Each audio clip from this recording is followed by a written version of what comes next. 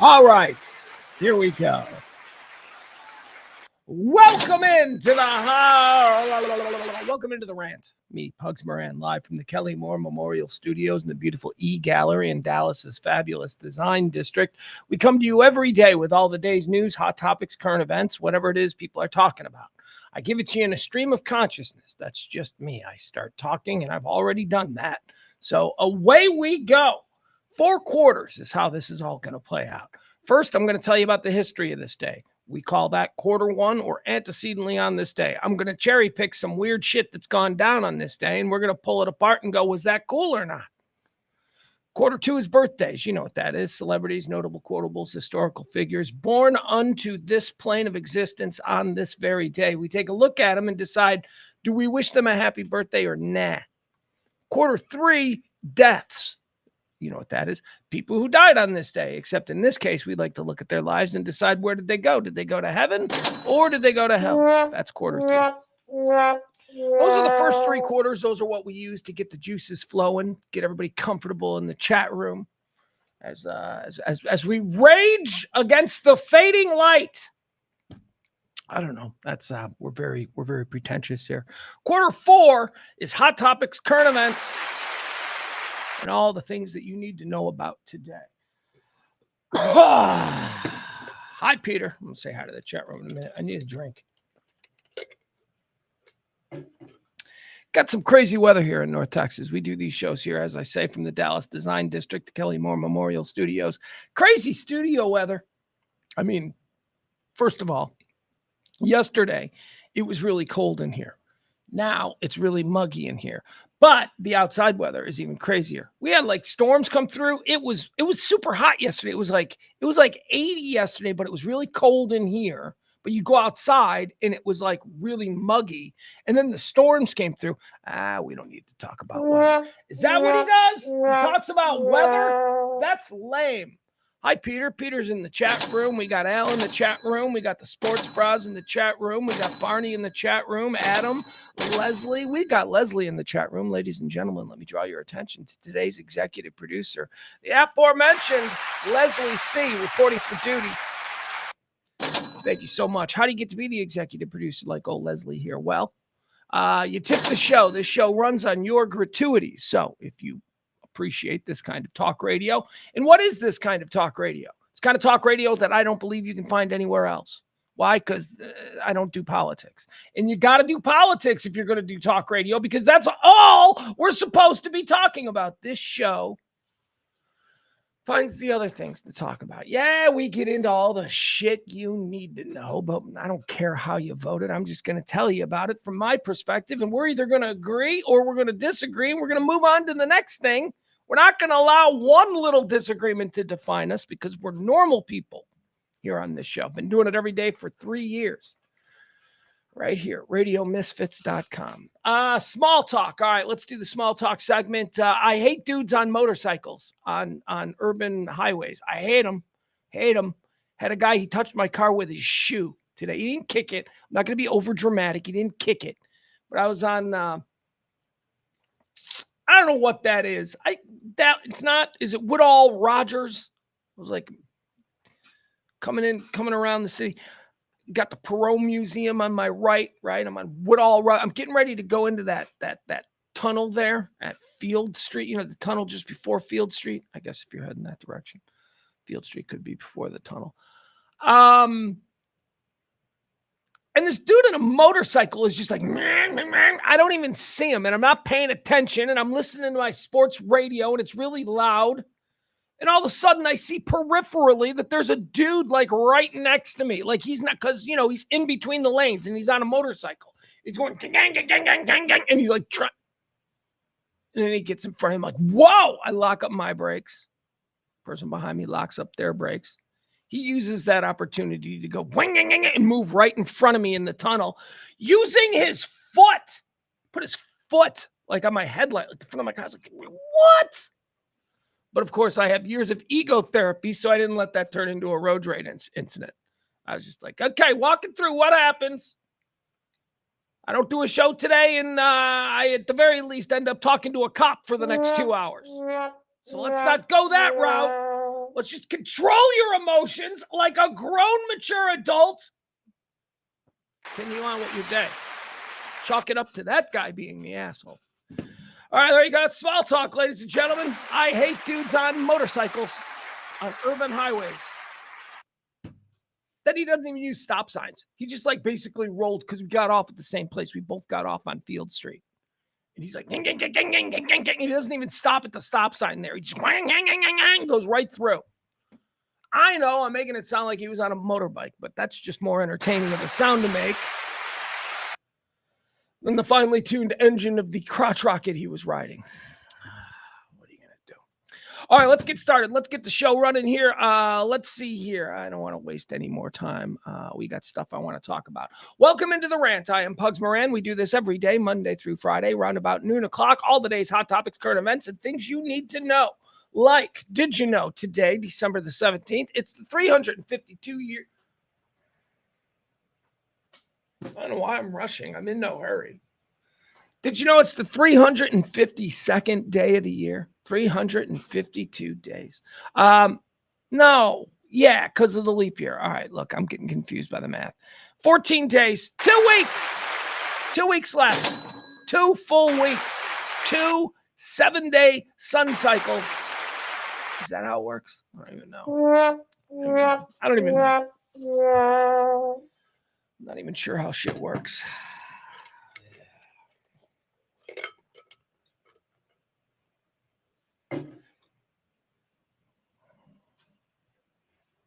If you or anyone you know would like to be a supporter of this show, please drop a little something either in the Cash App or the Venmo like Leslie C. And you can be tomorrow's executive producer of the Rant. Okay. What do you say we get started with quarter one? We call it antecedently on this day. Here we go. Antecedently on this day in history, or if you please, previously on December the 17th. Previously on December the 17th in 1777, during the American Revolution, France formally recognizes the United States. You people, this is why I get, remember the Freedom Fries era? Remember like one little thing, a bunch of stupid, ignorant people who don't know their American history suddenly turned on our French brothers? You people sucked. I remember saying that. Freedom Fries, really? You people suck. The French, the reason there is in America is because of the French. Now, granted, it was in their best interest. Enemy's enemy is your friend and all. But still, we needed a country. When we bowed up against the British in the Revolution, we needed a country with the global heft of France to go, no, they're real, and we got their back. And France did that. They were nice to our people. They loved Ben Franklin. Oh, and he loved France. He loved Paris. He was a party boy. They didn't like Jefferson so much. They thought TJ was a little bit weird, a little bit awkward, maybe on the spectrum. TJ wasn't as much of a party boy as Ben Franklin. They loved TJ, though, years later when they had their own revolution, because they took all of his stuff. They took all of our ideas. They're great. The French are our friends. Stop it. Stop it. There's no America without the French. And also, they pussies in World War II. You don't know your French history if you think the French were pussies. The French resistance are some of the most revered fighters of the entirety of World War II. Just ask any old man who was there. The French resistance were badasses. All right. Oh, and ran. Well, yeah, Hitler was scary, man. They didn't quit. There's a difference between retreating to regroup and fight a guerrilla war like they did. America saved them. Not without the French resistance, dude. No, know your history. Yeah, America, we did a lot for them, but they helped a lot in that victory. Anyway, moving on. 1862, antecedently on this day in year 1862. Oh, what happened here? Hold on. Oh, my God, I just lost my whole. Not a lot of great birthdays. I'm just looking. My Google Drive sometimes just goes, you want to go all the way to the bottom right now. And then it's like 10 pages down. I'm like, no, I didn't want to do that, but whatever. On this day, in the year 1862. Let's jump to the American Civil War. General Ulysses S. Grant. You know, I will always tell you that Ulysses S. Grant, in my opinion, is the most brilliant strategic general in the history of United States generals. He was brilliant. Also, I always like to tell you about General Grant, about what a dude he was, right? Okay, great strategic general. Sure, he was an alcoholic, whatever. But also, he married into a slave family. His family didn't own slaves, but he married into a slave family. And as a wedding gift, he was given a slave, his very first slave. And what he did on his wedding night, of course, I've told you this before. He immediately freed that slave that was given to him and gave him a job as like his personal assistant. So General Grant always had this like black guy who everyone thought was a slave, but he wasn't a slave because General Grant didn't believe in that. So he freed him. Okay. Tell you all those things about General Grant. People are complicated, though, okay? People are complicated because it was on this day in 1862 that General Ulysses S. Grant issued General's Order Number 11, which expelled all the Jews from Tennessee, Mississippi, and Kentucky. I know. Can't get away with it. Doesn't matter. What? No, I'm totally fine with black people. How do you feel about Jews? Let's get rid of them. Is that why there are no Jews in Mississippi these days? All right, so let's learn a little bit about what General Order Number 11 was, okay? This was an order issued on this day by Ulysses S. Grant. General Order Number 11 was a controversial Union Army order issued by Major General Ulysses S. Grant on December 17th, 1862, during the Vicksburg campaign of the American Civil War. The order expelled all Jews from Grant's military district. I don't mean to laugh. It's just, I like Grant, and, you know, this is one of them things that happened. Ugh, people are complicated. Grant issued the order in an effort to reduce corruption among Union Army personnel and stop the illicit trade in Southern produced cotton, which he perceived as being run mostly by the Jews. What if he was right? Well, you know, what if he was right? What if it was something like, can we not say that, like, you know, the garment district in New York is run by the mafia, the Italian underground? That's true. Can we not say that? The Teamsters Union, can we not? I mean, okay. Corrupt police forces from coast to coast are run by the Irish. It's always been true. I don't know. Anyway, okay, so here we go. So Grant believed, so here's the problem. When the war started, there were all of these, there was a legal market for cotton in the North, and then there was a black market because of embargoes and all that kind of stuff. Black market began to thrive. It was a big problem for the Union Army. So the Union Army had to close down the black market. Grant was told by Lincoln, close down the black Southern cotton market. Not black people, the black, like, as in, like, underground illegal market. Grant determined that that was being run by Jews. And so he got rid of all the Jews. Geez, I don't know. It doesn't sound good anyway, I put it. Grant issued the order in an effort to reduce corruption among Union Army personnel and stop illicit trade in the South, which he perceived being mostly run by Jews. During the war, the Lincoln administration had authorized licensed traders to do business with the Union Army, which created a market for unlicensed ones. Union Army commanders in the South were responsible for administering the trade licenses and trying to control the black market in Southern cotton.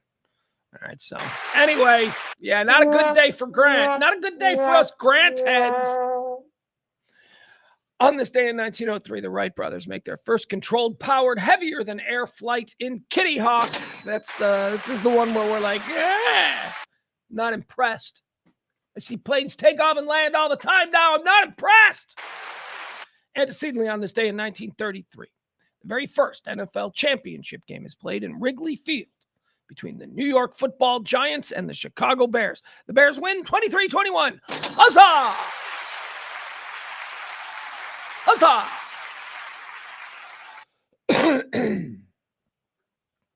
Let's see here. Antecedently on this day in 1969, Project Blue Book, the United States Air Force investigation into unidentified flying objects, officially closes. Nothing to see here, folks. Nothing to see here. Antecedently on this day in 1983, provisional IRA members detonate a car bomb at Harrods department store in London, killing 3 police officers and 3 civilians. It's on this day, 1983. Antecedently on this day in 1989, here's a good one. Here's a real good one. Antecedently on this day in 1989, The Simpsons premiere. The Simpsons premiere on Fox Television. Man, that was crazy. Like the first season of Simpsons. Oh, man. That show was so popular. That show, T-shirts. It was like the first popular show. I mean, there'd been shows that had T-shirts, but everybody had a Bart Simpson, ay caramba, or whatever T-shirt. My goodness. All right, there you go. That's going to do it. Let's get into birthdays. These are people celebrating birthdays on this day. I don't know if it's really their birthday. I didn't talk to their mothers, but these are the published reports, so let's move forward. Born on this day in 1927, American actor and director Richard Long, went by the name Dick Long. That's right, Dick Long. He was an actor in the 50s and 60s, did a lot of TV, Big Valley, Ponderosa, stuff like that. His name was Dick Long, unironically. Dick Long. When did that name start being funny? Late 70s? Late 70s is when a guy could no longer be a Dick Long. Or Miles Long. You know. Antecedently on this, Dick was it was after Nixon. Dick, because calling Richard Nixon Dick Nixon was like an affectionate term. There was no like phallic connotation to calling someone Dick. Your name's Dick? That's got to be 70s, late 70s, after Watergate for sure. Antecedently on this day, happy birthday, Richard Long, actor. Never heard of you. Born on this day. We're done with antecedently. Born on this day in the year 1930, Bob Guccione, founder of Penthouse. He's a creep. Look at this guy. Look at this guy. He's a creep. Hold on. This looks like a guy that founded Penthouse. He had a really deep voice, and he was like really into kinky sex stuff. And that's what he looked like, and that's exactly what you would expect a 70s kinky founder of Penthouse to look like. His brother, his son, terrible relationship with his son, Bob Guccione Jr. Bob Guccione Jr. Hated his dad, Bob Guccione, founder of Penthouse. Bob Guccione Jr. grew up in like crazy 1960s and 70s cocaine, drug, sex parties. And then rebelled against his dad by founding Spin magazine. Spin was a good magazine. Anyway, there's Bob Guccione. It's his birthday today. Happy birthday, Bob. The big old sex weirdo, Bob Guccione. Let's see. Can you tell my voice is going? Yeah, I'm trying to save my voice. Born on this day in 1936. Happy birthday, Pope Francis. Pope Frank, current reigning Pope. There he is. Born on this day in 1949. Here's a big one. We'll take a moment here because I love this guy. Born on this day in 1949. Rock and Roll Hall of Famer. I believe 2. Is he in 2 bands that are in Rock and Roll Hall of Fame? Maybe even 3 if you count his time with Queen. Rock icon. Arguably the greatest voice in rock and roll history. I know, Freddie Mercury aside, everybody loves Freddie Mercury. But once you get past Freddie Mercury, you start talking about people. And one of the names that comes up is our birthday boy, born on this day, 1949, the great Paul Rodgers.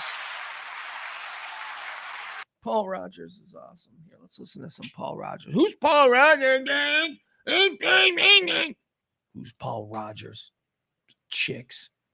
Remember having to explain. I remember when I had a great, we interviewed Paul Rodgers twice, once on the phone, but once in person. But the in-person Paul Rodgers interview was really cool.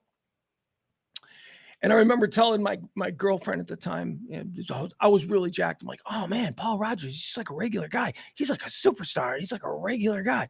Who? What was he in? I'm like, oh, you suck. All right, let's see here. What do we got here? All right, let's go through some Paul Rogers songs just so we can understand the greatness. What is this? Hold on. Here's some Paul Rogers. Let's listen to his voice.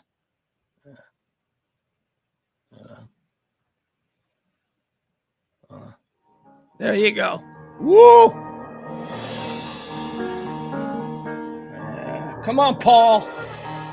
Company, always on the run. Yeah, all right. He got him there. Paul Rogers, Bad Company, Free, The Firm, Queen. You need a voice. Johnny was a schoolboy when he heard his first Beatles song. What's this one? Yeah. 70s stoner music, man. Come on. Paul Rogers. What else we got? Hold on. I feel like making.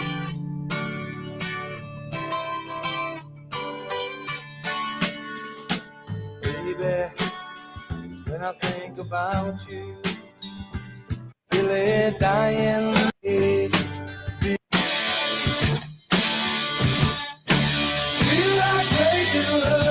All right. How about Paul Rogers?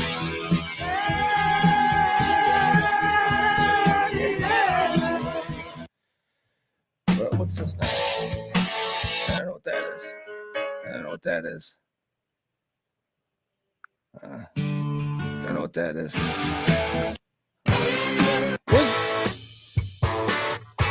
Come on! Paul Rogers. Ho, ho, ho.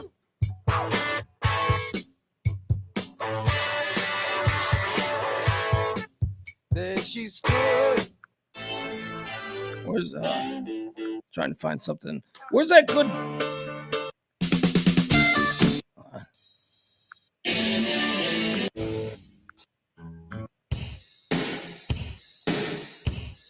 Jimmy Page,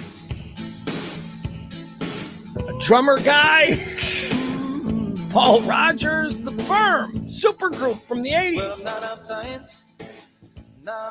Anyway, it's Paul Rogers' birthday. I absolutely love him, and I've got something that I'd like to share with y'all. I want to share one of the coolest moments that I've ever experienced in my long and storied broadcast career. It was one of our Grammys trips, and Paul, Pat, why can't I think of his name now?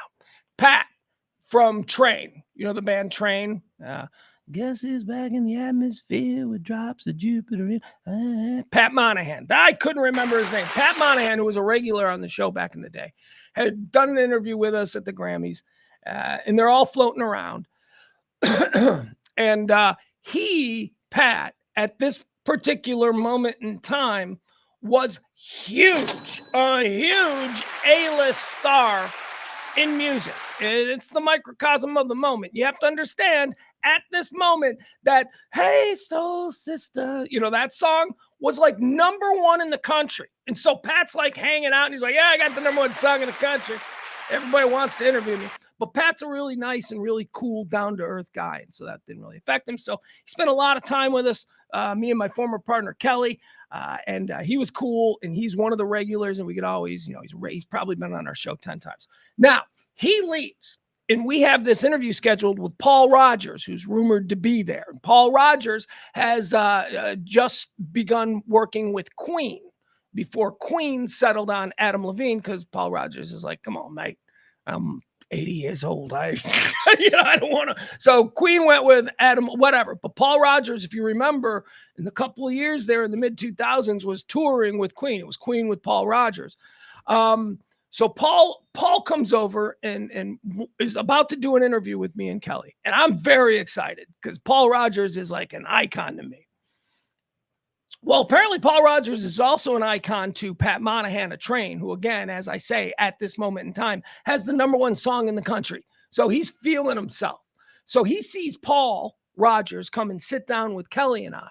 And he just barges his way into the interview. And he's like, I'm sorry, guys, but I've never met Paul Rogers before, and I'd really like to talk to him. And there's a moment early on in the interview where I start trying to gain control of the interview and direct it. But then I realized that these are just two dudes. One has the #1 song in the country at the moment, and the other is already in the Rock and Roll Hall of Fame twice. I'm like, let's listen to them talk. Let's just be flies on the wall. It's one of my favorite moments. I want to play it for you. This comes from 2007, maybe, something like that. This is the old Pugs and Kelly show. You actually get video. You can see it. You can see these two guys just completely want nothing to do with us, which is fine. Because I feel like it was great radio. Okay, so here we go. This is 2008. Okay, this is 2008. Paul Rogers, our birthday boy today. We're trying to interview him, but Pat Monahan from Train, he's got other plans. Right here. Pat, come on back. No, please, Pat, come on in. Pat Monahan of Train. Pat, sit down. Sit down. Paul Rogers, Pat Monahan. Hey, good to meet you, man. And it's an amazing pleasure. Thank you so much for saying hi to me. Yeah, I like your band. I mean, you changed my life, man. I've been listening to you since forever. I like the name, too. How'd you come up with the name, Train? Oh, yeah, well. It's a pretty boring story. I'd rather skip it. Okay, it's great because when I used to listen to the blues, I still listen to the blues. You know, when I was in Middlesbrough and stuff, all these blues guys are always talking about jumping. I'm gonna take the next train smoking. The next train was smoking in those days. They were literally smoking. They were ready to go. I'm just gonna take that train and go. I like that concept of the freedom that gave you. You know what the real story was, that the guy from Depeche Mode talked about America not being romantic. He said there's nothing romantic about America, and we thought the locomotive is pretty totally romantic. Those vast open plains. So we talked about that. I love that. My idea with Bad Company was not like it was like a sort of the very romanticism, the real deal of all those pioneers coming over. And what did they find? They found vast areas of land. Yeah. Something that they didn't have a lot of in Europe. Land, man. And of course they went crazy for it. There's a lot of romance there, I think. Yeah. And man, your voice is, you can't get more Isn't romantic. it one of the great voices in rock? But you know what I love about you, and I got to tell you, because I'm in this business that you're in, but All right. I completely shut down. I tried to add a little bit of something to my own damn show. Paul Monahan, Pat Monahan, completely looks at me like, yeah, okay, great. You got the.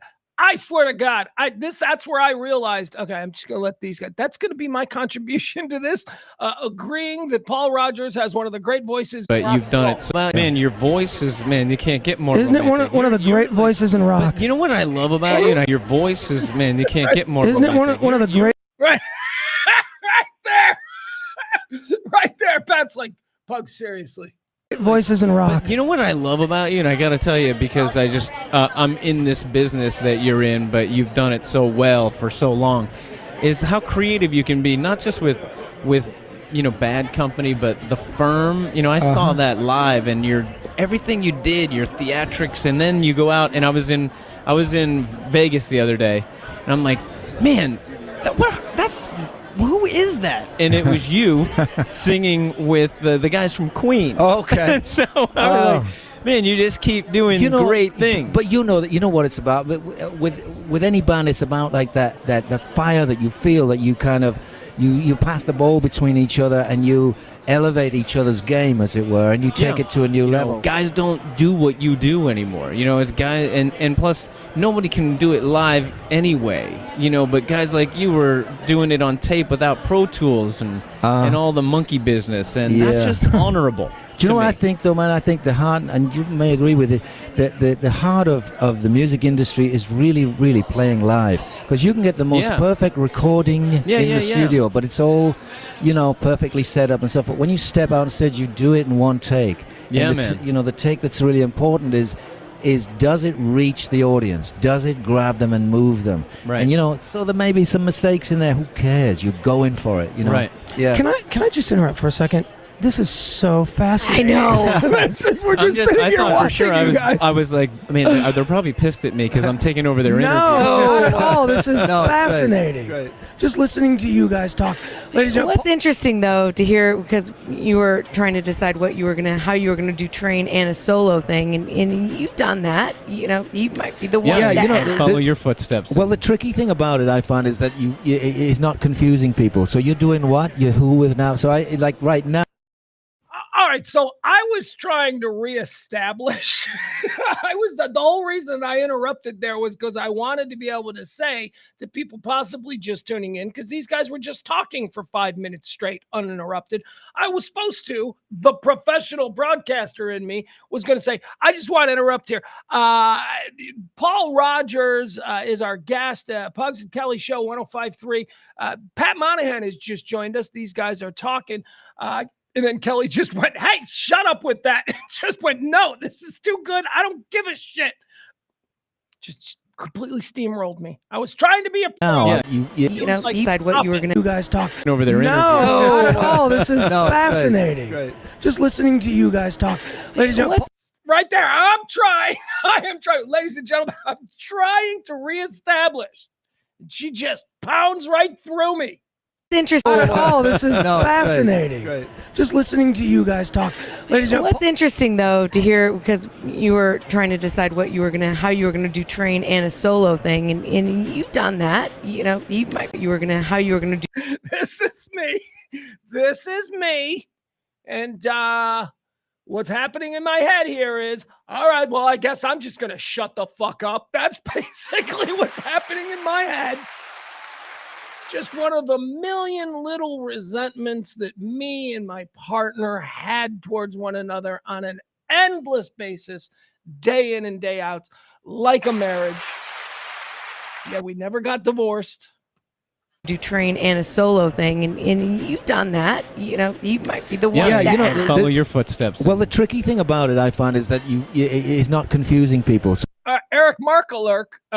Eric is right here in the background. He seems to be trying to wrangling our next guest. This is what he would do while we're doing the interviews. He's working the room. This is like a big cocktail party with celebrities walking around, and he's just trying to find somebody to drag on over here. But his problem is he doesn't know how long this is going to go. And so he's got to time it with the celebrity. Eric's got to see this wrapping up, and then he's got to approach the celebrity, because the celebrity ain't going to wait around while this thing wraps up. So anyway. So you're doing what? You're who with now? So I like right now. Yeah, I'm telling people I'm proceeding on two fronts. You know, Right, I'm working solo with That's my solo smart. guys, and I'm also working with Queen. So otherwise people do get confused. No. All right. Never mind. I know what's going on here with Eric. Okay. So she is Pat's public relations person. She is the one who is taking Pat to all of the radio stations around the country that plays his music. Unfortunately for her, Pat is spending unscheduled time on a talk radio station that doesn't play his music.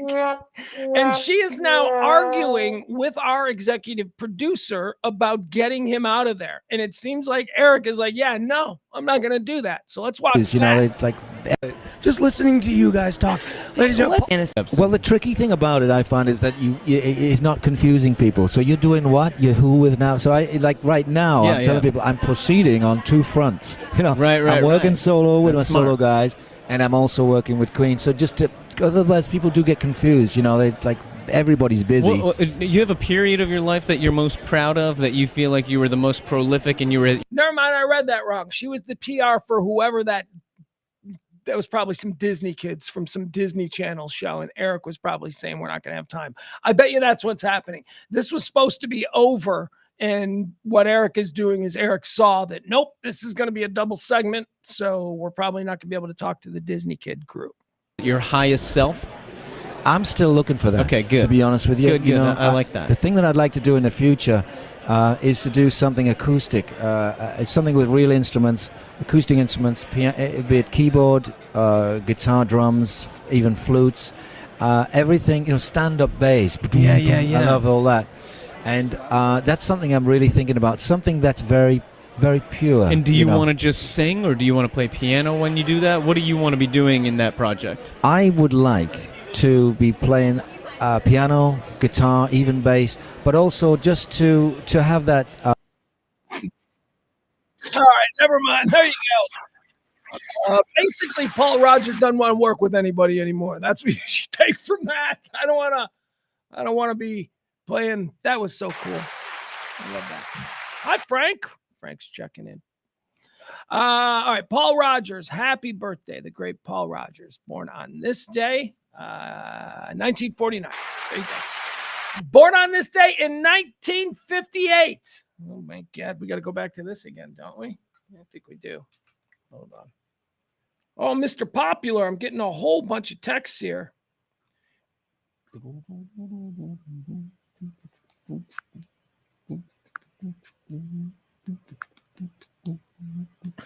All right, ladies and gentlemen, here you go. Born on this day, 1958. Mike Mills of REM. Oh, hold on. Listen to this for a second. Mike Mills, bass player, REM. Listen to this. Oh, now I know that ain't Mike Mills. I know that's Peter Buck. But any opportunity to point out the beautiful tones of early Peter Buck guitars. Oh, my God. I know Mike Mills played bass. And not a lot of standout bass playing there. I mean, he's a fine bass player in one of my favorite bands of all time. But again, Peter Buck is the guy who had the sound. Peter Buck. Come on. Listen to that guitar.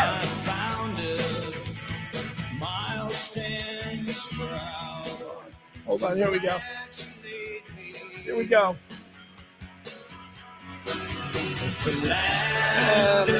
Never mind. He's just so great. And so are you, Mike Mills. So are you. So are you, Bill Berry. As are you, Michael Stipe. Born on this day in 1969, Chuck Liddell. Remember when he used to be tough? Now he's not tough. Why? Because he's my age. Because we're old. Born on this day in 1974, Sarah Paulson. Sarah Paulson. She's an actress. She's in everything that's on Netflix. Sarah Paulson.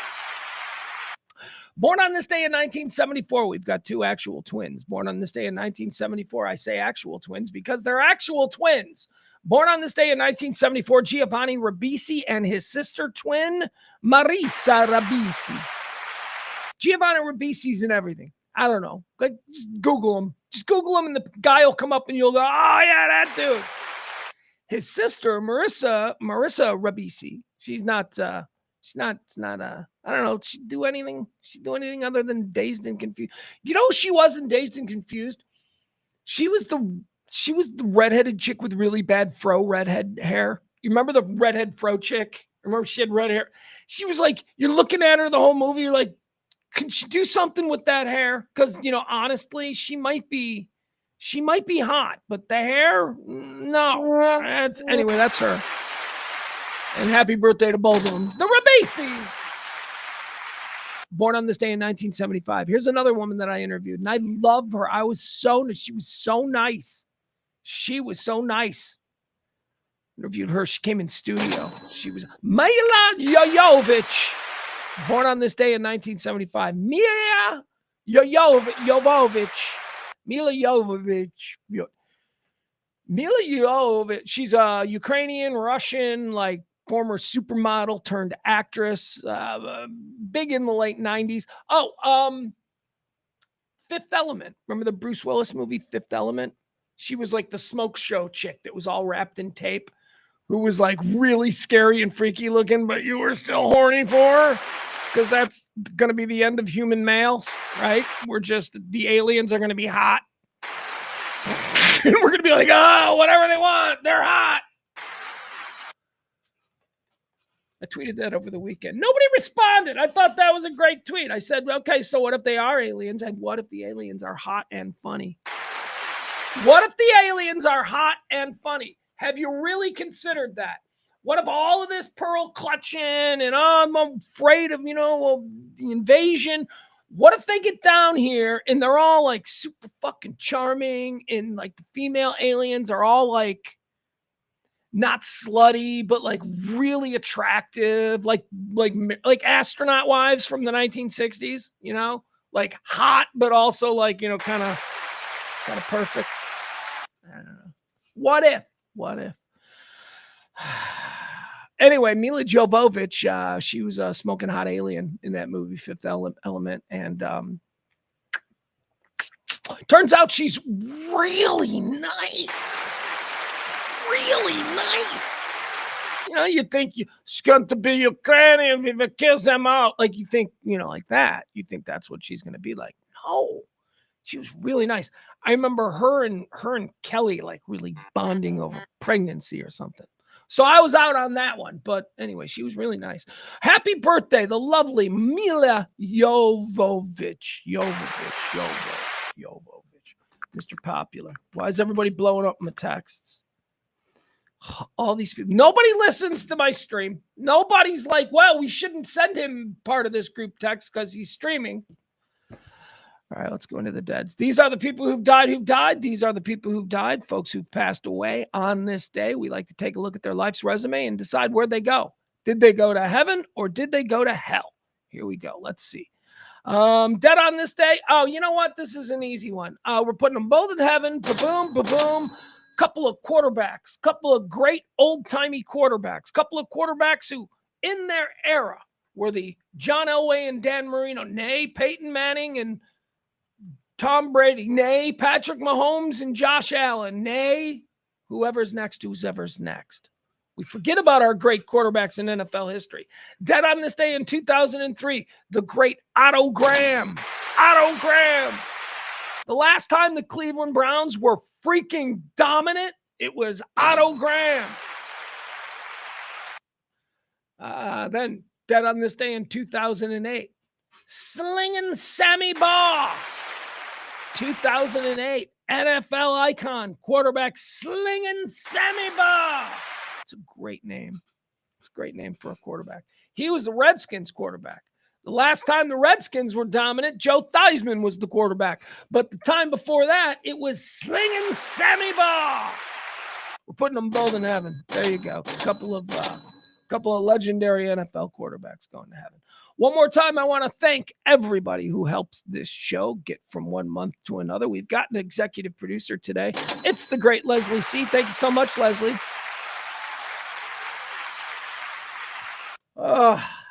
These get by tips that come in the weeks when we're not like really pushing to make the month. The get by tips are important. So thank you, Leslie C.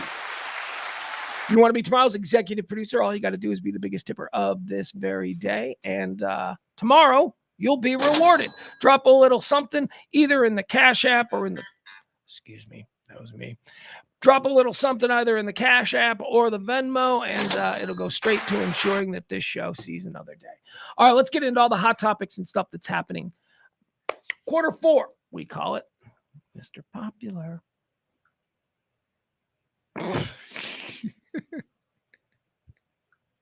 Two things.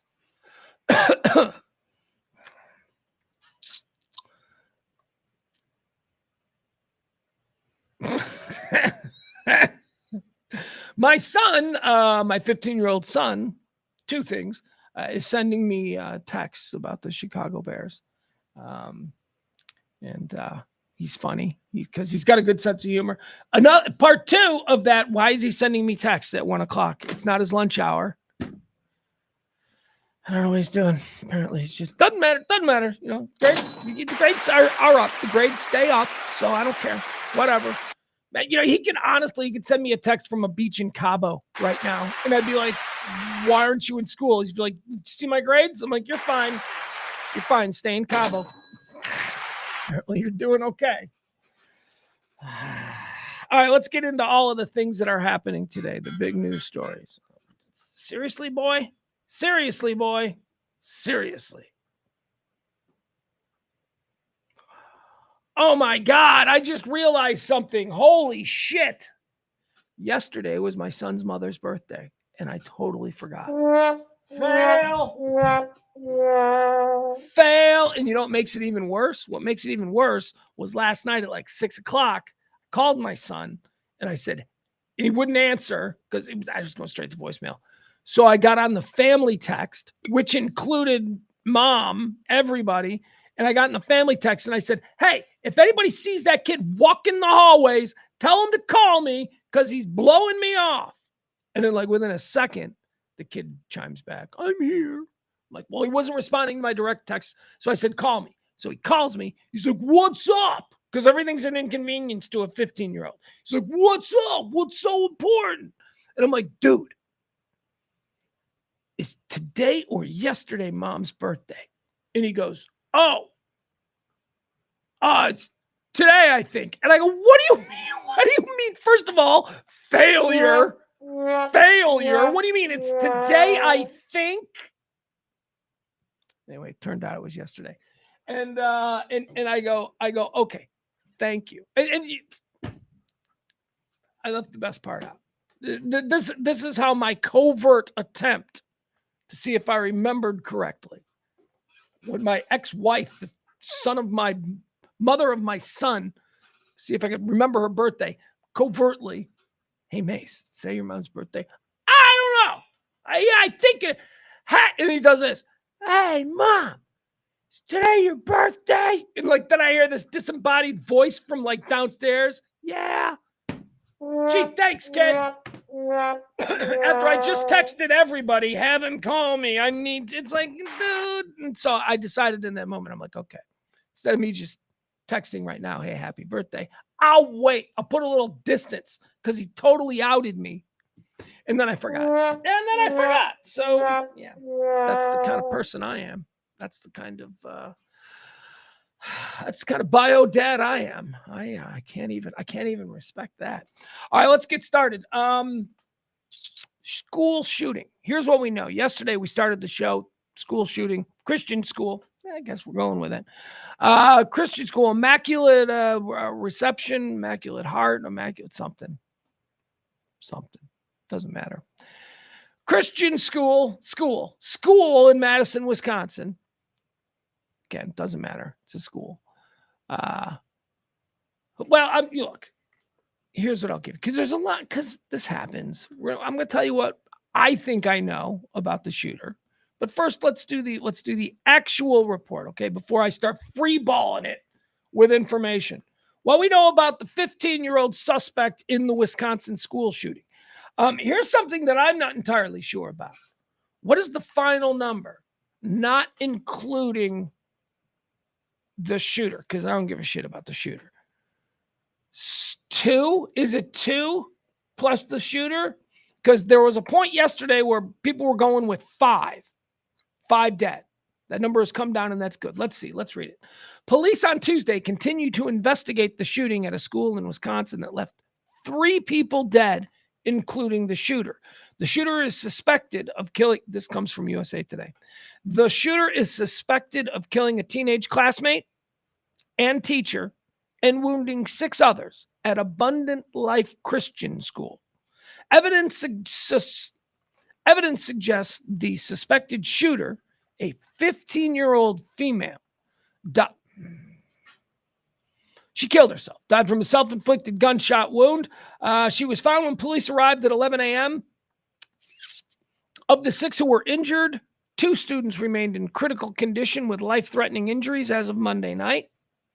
A teacher and 3 other students were initially hospitalized with non-life-threatening injuries. 2 had been released from the hospital as of 5:30 p.m. yesterday. Who was the suspected Abundant Life Christian School shooter? It's been identified as 15-year-old Natalie Rupnow, who went by the name Samantha. What's this now? I'm used to, here's what I'm used to. The suspected shooter has been identified as 15-year-old Natalie Rupnow, who went by the name Mike. right? That's when you got a different name, I'm conditioned to expect it to be a different gender because that's 2024. No, she's going the old school fake name where it matches the gender, which is interesting. So she's got two names, both of them female names. Okay. I want to make this point because, we saw the whole another trans shooter killing Christians. That was going around. She's not trans. Apparently she has a boyfriend. Apparently she was kind of a slut. One of the reasons why she wasn't very popular. Anyway, 15-year-old kid. God, I got a 15-year-old. This is unbelievable. Let's see here. Was the suspected shooter in school at the beginning of the day? Police said earlier Monday that they believed she had been at school earlier in the day and that investigators had no evidence of a breach to the school's building. They'd said the shooting happened in a classroom during a study hall that included students of various grades. It's done with a handgun. It's rare for school shooters to be female. Who cares? I mean, it is interesting, but I know it's almost never female, so I don't care about how you break that down. Well, the 544 shooters. Let's see here. What else do we know? It says, I think we need to be careful. What else are Madison police looking into following the school shooting? Police have not yet verified certain information circulating online, including a purported declaration from the shooter. Madison police have shared that document with the FBI and are looking into some things written in that document. He cautioned social media users to be cautious of what they share online. Speaking of, all right, we've got what I do believe to be her manifesto. That's the thing that they were talking about. This is, there was apparently a manifesto, and it has leaked, and it is being gone over by the FBI. I believe it's probably true. So what did I learn from it? I won't share it all for you, but here, we'll show you the opening of it. Very nicely typed out. I read about 3 or 4 pages of it. It was going around yesterday. I stopped reading it because it was like, okay, I know what's going on here. So I can tell you what I think of old Natalie. Natalie is a 15-year-old, incredibly troubled little girl who has hatred for absolutely everybody and everything.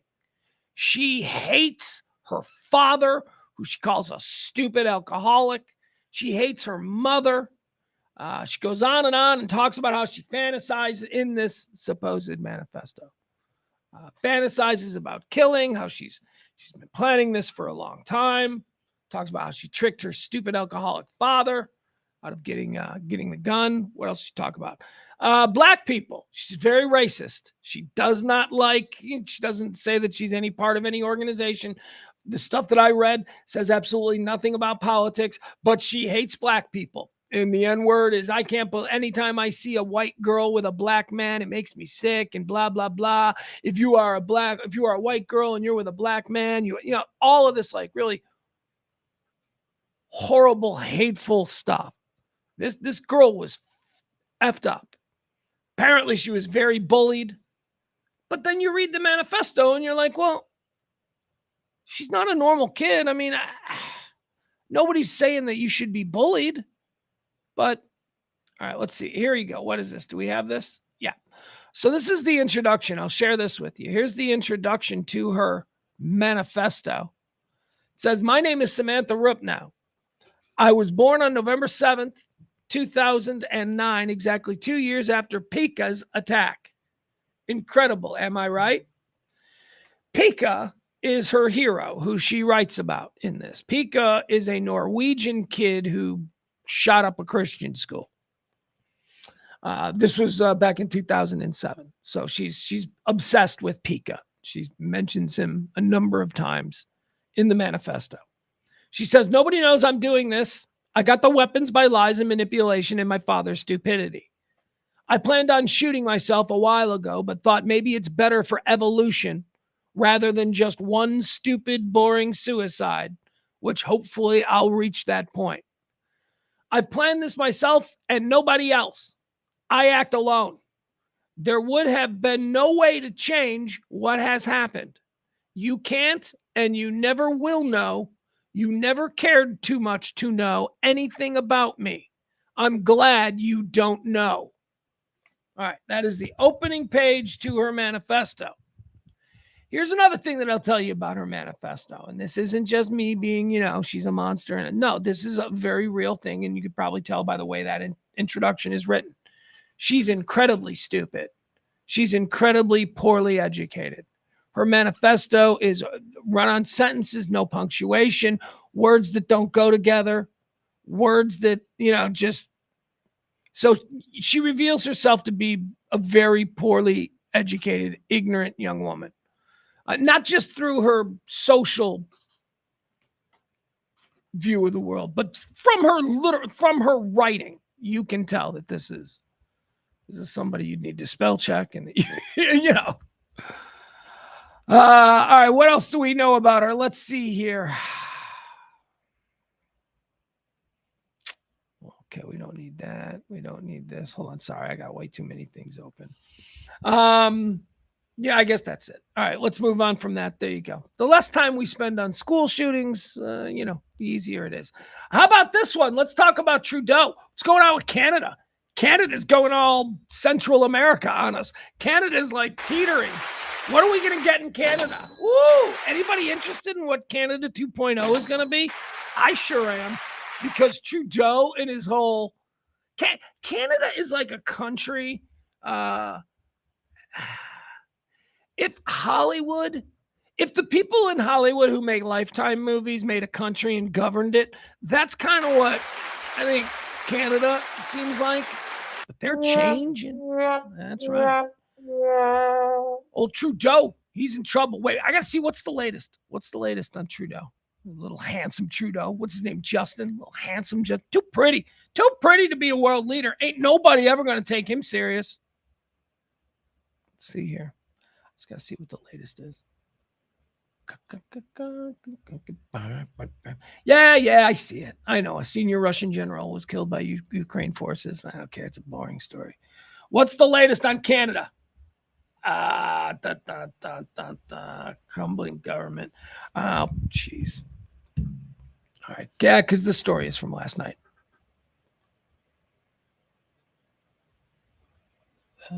Special election loss adds to misery for Canadian Prime Minister Trudeau. All these headlines are government crumbling. Canada's ruling Liberals lost a special election in the western province of British Columbia on Tuesday, deepening the political woes of building. You know what I just realized? I don't know how Canada works.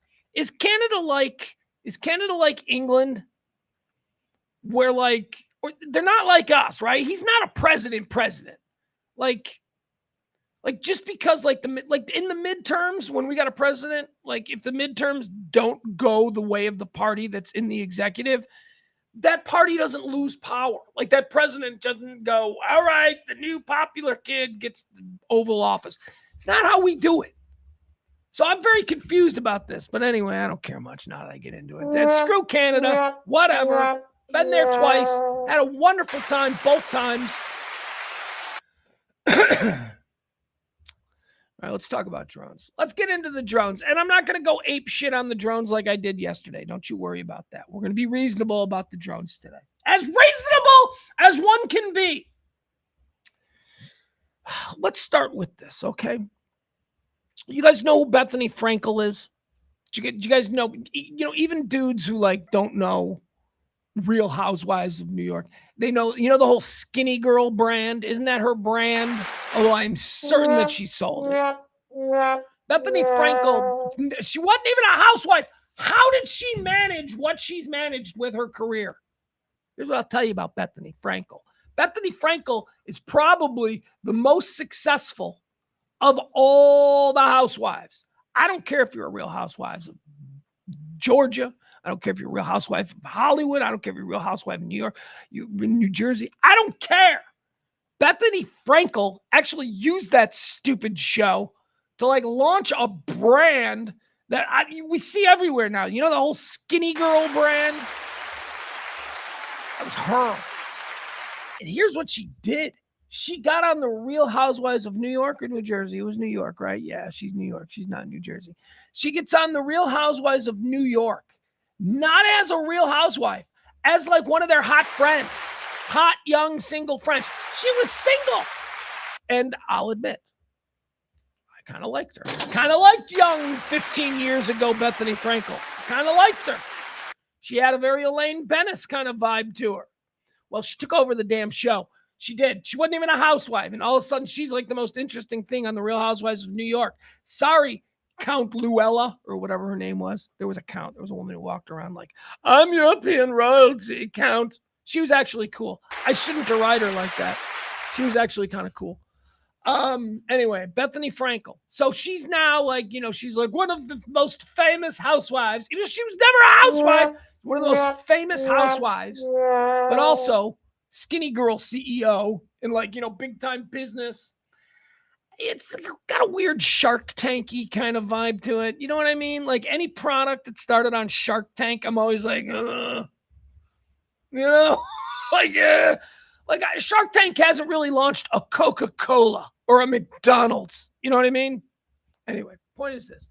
Skinny girl seems to be very popular. She makes a lot of money. And the other thing is Bethany Frankel isn't a fool. Bethany, when did that change? Did that change? Did our background change? I didn't notice that. She's not a fool. Like a lot of the Real Housewives are fools. Like all the Real Housewives of New Jersey are fools.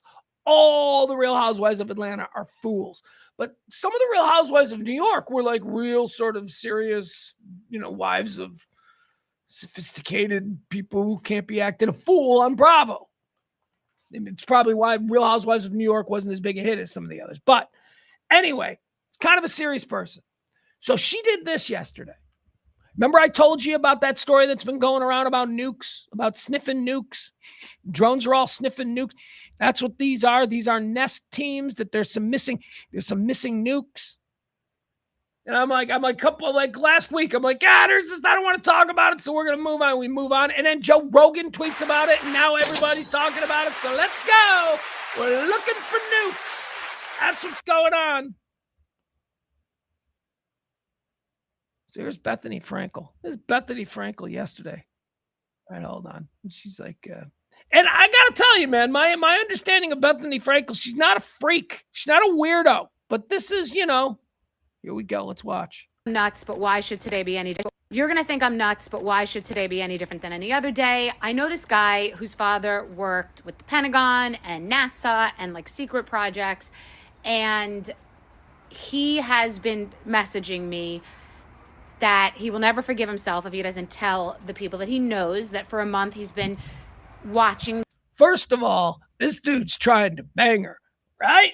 We all know that. She's like, my friend, he works in the Pentagon, and he's been messaging me, and he said, I just couldn't live myself. He's trying to bang Bethany Frankel. This situation, and now, several days ago, before it became a discussion in the mainstream media, that these drones are ours, and that they could very possibly be sniffing out something very dangerous, some missing dangerous W from the war, and that areas that coincide with where the drones have been seen have spiked in radiation. So he said it's time to think about where I am and that I might want to go somewhere with my daughter.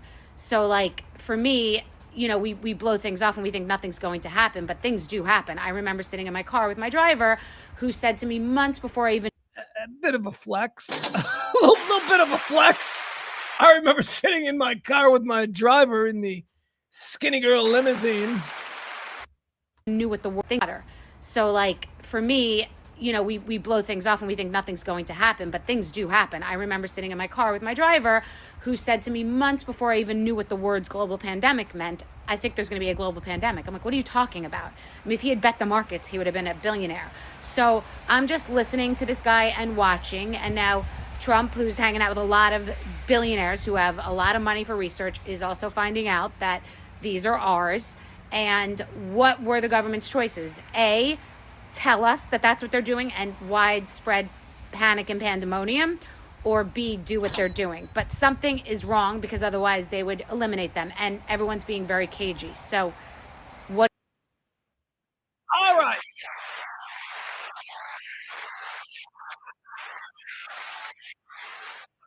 All right. So, let me once again say about Bethany Frankel. She's not a serious person. So let's not get that to. But she's also not well known to be a dis-serious person. That's got to count for something.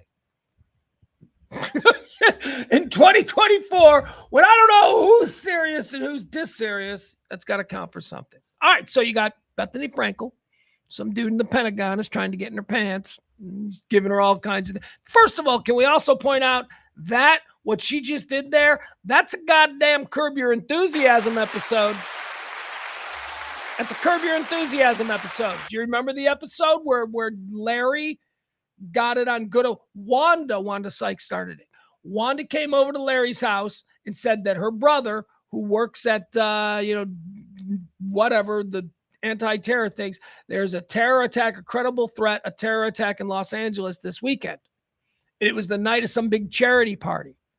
And Larry wasn't allowed to tell anybody that he had this information, but he ended up telling Paul Reiser's wife, and everybody found out, and then there was no terror attack, and nobody showed up for the Alanis Morissette concert at the charity event. No, Larry got in trouble. What Bethany Frankel is doing there is a Curb Your Enthusiasm episode, where she's like, everybody, there's a bomb, so everybody's got to leave. You know how many people are going to be, how many people in Bethany Frankel's orbit are going to be upset when nobody shows up to their Christmas parties? Why didn't anybody show up to our Christmas party? Because that bitch Bethany Frankel told everybody. Yeah. Or maybe it's real. I don't know.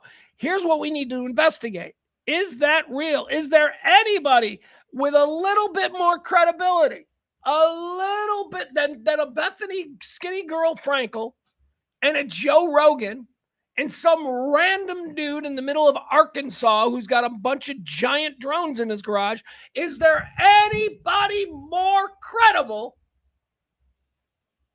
who can maybe also lend a little bit more explanation to all these drones and this theory that is now gaining traction, that there is a nuke out there somewhere, and we're desperately looking for it before it goes off, and they can't tell us because they know that we can't handle the truth? Is there anybody other than a Real Housewife or Joe Rogan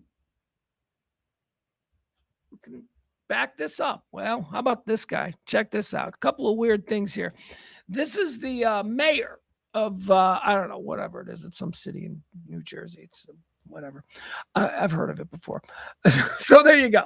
So here's a mayor, and he's on Good Day New York. Here's what's wild about Good Day New York. First of all, they got a Good Day New York. I thought, isn't Good Morning America basically Good Day New York? Isn't the Today Show basically Good Day New York? But no, just like we've got Good Day Dallas, Good Day Chicago, we've got a Good Day New York. And the host is Kurt Menefee. Kurt Menefee from football. I thought he was just a football guy. You telling me he's the host of Good Day New York? All right, here you go. Here's a New Jersey mayor. Let's listen to what he has to say about what he knows about these rumors about it being a nuclear situation. Information has not been forthcoming, and it's this lack of transparency, in my opinion, that's doing nothing but fueling conspiracy theories online. Do you have any idea what it could be? Or which side it could be, where it's coming from? Yeah, I can tell you what it's not. We know for a fact it's not little green men, and more than likely it's not a foreign adversary, because they would be able to figure out how to turn off the blinking lights. These drones are huge. We had a mayor yesterday on the call with the White House telling them that he had 6-foot drones hovering over his house, yet they continue to tell us we don't know what we're talking about. It's misidentification. Certainly there's some misidentification probably going on, but I could assure you that we are seeing drones in New Jersey all over the place. All right, so Bethany Frankel, I know she's not like, the New York Times, but she says that she has some kind of contact at the Pentagon, and that it has something to do with radioactive material in New Jersey. What are you hearing? So here's what I know. I know that we were told by our state police that we have assets over our critical infrastructure. Now, depending on your point of view, that's either concerning or comforting. I think it's comforting because it's probably us listening and watching. We also know that we have drones that are flying in a grid-like pattern. In my opinion, they're looking for something. What might they be looking for? Well, potentially, we're aware of a threat that came in through Port Newark. Maybe that's radioactive material. There was and there is an alert that's out right now that radioactive material in New Jersey has gone missing on December 2nd. It was a shipment. It arrived at its destination. The container was damaged and was empty. So potentially we're looking stop for right that. there, Mayor. All right, hold on. Right? She's trying to stop it too. And we need to stop it there because he is saying this way too casually on a morning chat show when the audience is moving from room to room. They got curlers in their hair, or if they're guys, they got coffee. They're not paying attention. He's saying this way too casually. The way he answered, there's a couple of things that he said. The cities have been notified by the federal government. Sorry. Ah!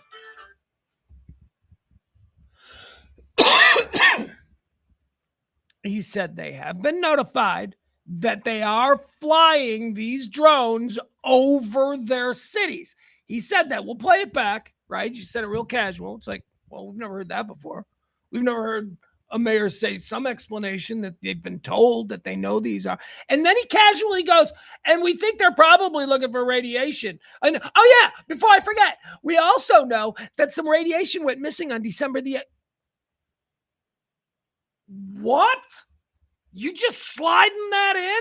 Oh yeah. Oh, but also, you don't lead with that. Let's listen to that again. Let's listen to how this whole thing, well, you know, it is true that there is some missing uranium, and you know, they put that out on December the 2nd. You guys didn't hear about that? Well, they didn't tell you. What? All this time, nobody said anything about all the missing uranium. Again, this guy is not saying I heard. This guy is saying these are reports that he, in his duties as mayor of a municipality in the state of New Jersey, has been given as a manner of protocol. This is how it's done. Yeah, something goes missing from the port in my city, they got to let me know. Yeah, I'm aware that the FBI is on it. He just slides that in. Let's listen. Because that's infrastructure. Now, depending on your point of view, that's either concerning or comforting. I think it's comforting because it's probably us listening and watching. We also know that we have drones that are flying in a grid-like pattern. In my opinion, they're looking for something. What might they be looking for? Well, potentially, we're aware of a threat that came in through Port Newark. Why does it? In my opinion, they're looking for something. They're flying in a grid-like pattern. In my opinion, they're looking for something. All right. That's what he said. Let me tell you why his opinion matters, because he's about to tell you. I think they're looking for something. You know, yeah, by the way, we lost a whole bunch of uranium at the port of New Jersey last week. Maybe that's radioactive material. There was and there is an alert that's out right now. There was and there is an alert that's out right now. Why are we just now hearing about this? Now that radioactive material in New Jersey has gone missing on December 2nd. It was a shipment. It arrived at its destination. The container was damaged and was empty. So potentially we're looking for that. Stop right there, Mayor, because that's very important information. And that came from a credible source. That came from the U.S. government. And so it's missing? Missing. And they think it's in New Jersey, or it could be anywhere? It was lost in New Jersey in transit. Kurt Menefee's sitting there thinking about Patrick Mahomes' ankle. He can't focus on this stuff.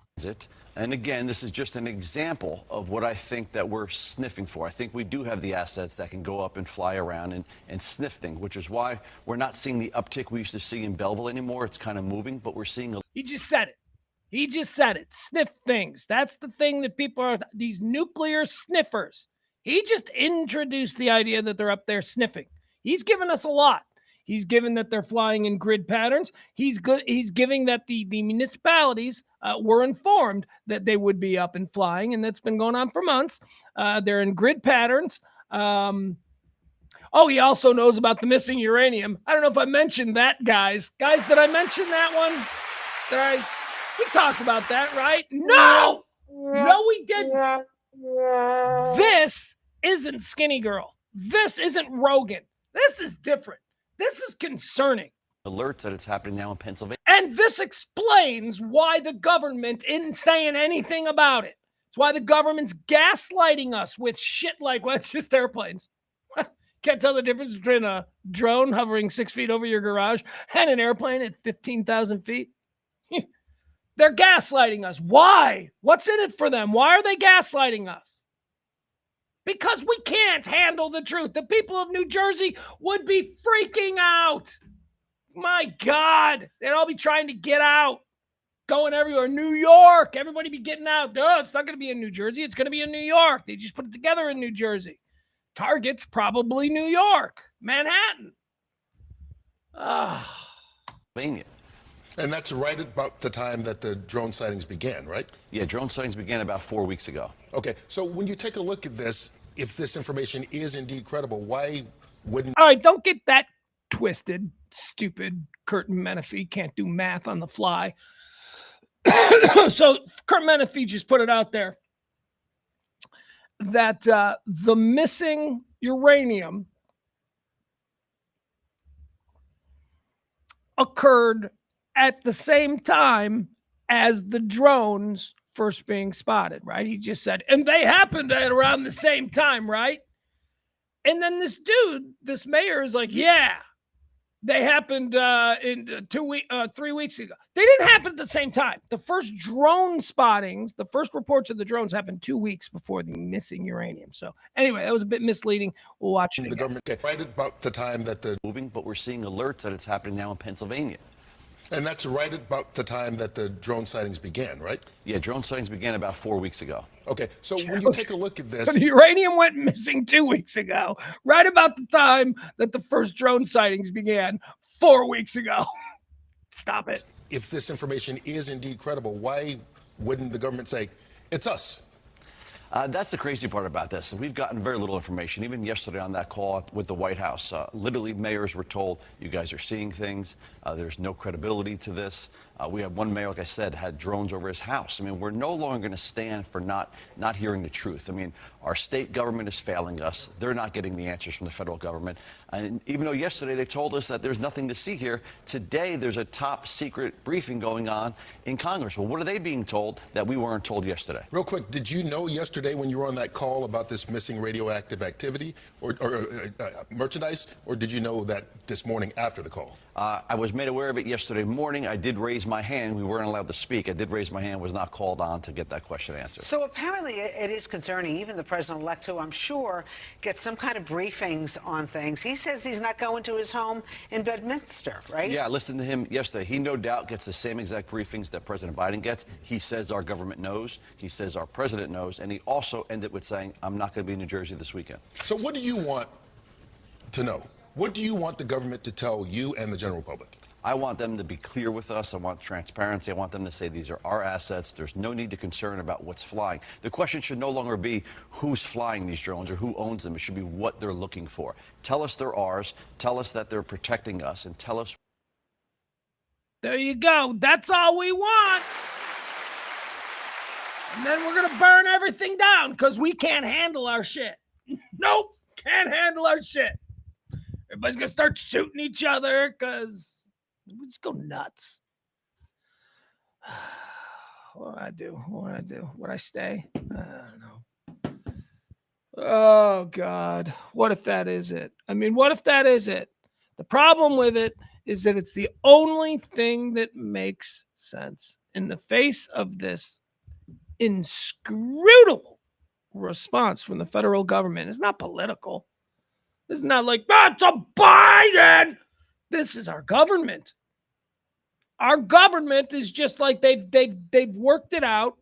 They did the math, and they went, people are going to fucking freak out for a month. But then if the bomb goes off, everybody will be dead, and it'll change the subject. We'll talk about how did the bomb go off. And then what if we find it? People will freak out for a month, and then it'll be Christmas, and we'll have found the bomb, and this won't happen, and everybody will, hey, remember those drones? Whatever happened with that?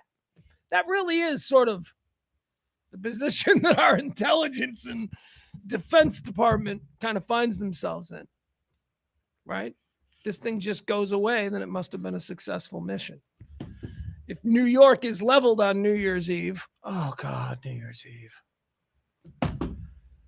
I'm starting to really become upset. This story should have been over last week, but instead it still goes on. All right, let's keep going. Oh, I've got one more for you here. Yeah, okay, so now let's go to the very top. This would be somebody who would know. Like I said, there are certain people who would have clearances for these kinds of things.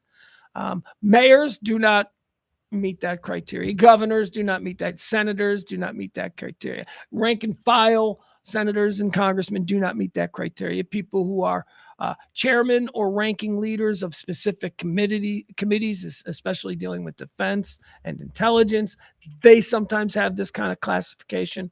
The vice president always will. The president always will, of course. Who else always has it? Secretaries. So, Secretary of Transportation, Pete Buttigieg. He's definitely one of these guys who knows precisely what's happening. Why? Because he's Secretary of Transportation. He's in charge of the FAA. Yeah, the FAA knows everything, okay? The FAA knows what this is.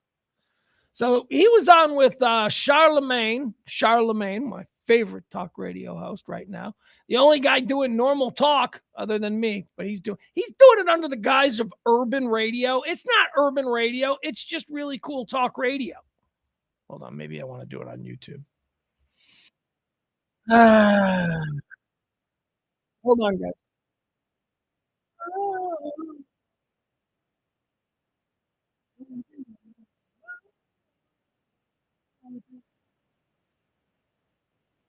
It's commercial with Holiday Road from Vacation.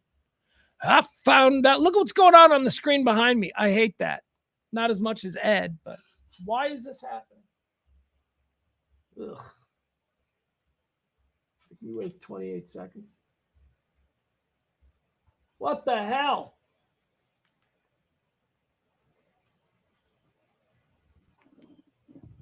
What should we do back here? That one looks nice. I like that one. I like this one. Woo, yeah. Look at that. Very nice. Well, you guys can't see it yet. You'll be so surprised. All right, let's listen. This is Pete Buttigieg, Secretary of Transportation. He's on with Charlemagne. Ass up early in the morning. The Breakfast Club. Morning, everybody. It's DJ NV, Jess Hilarious, Charlemagne the Guy. We are the Breakfast Club. Angela Rye, of course, is checking in with us, as always, and we got a special guest in the building, Secretary of Transportation, Pete Buttigieg. Welcome back. Thanks. Good to be back. Good morning. How are you, man? Morning. Happy Good. holidays, by the way. Same to you. You gonna jump right in? Jump right in. Well, no, Let's jump right in. Secretary Pete, you are the Secretary of Transportation. Mm-hmm. What do you know about these manned SUV-sized drones flying over New Jersey? Scaring the hell out of us. John Kirby, the National Security Communications Advisor, said they were manned yesterday. What do you think of this? So, I mean, we're helping law enforcement work through it all, mainly a homeland security issue. Our job is to make sure that any restricted airspace, nothing comes in there that shouldn't be there. That includes airspace over an airport. Sometimes another area could be restricted because it's sensitive. For example, that's close to the Trump Golf Club. There's temporary flight restrictions there. Bigger picture is we're going to have more and more drones. Obviously, if it's manned, that's different.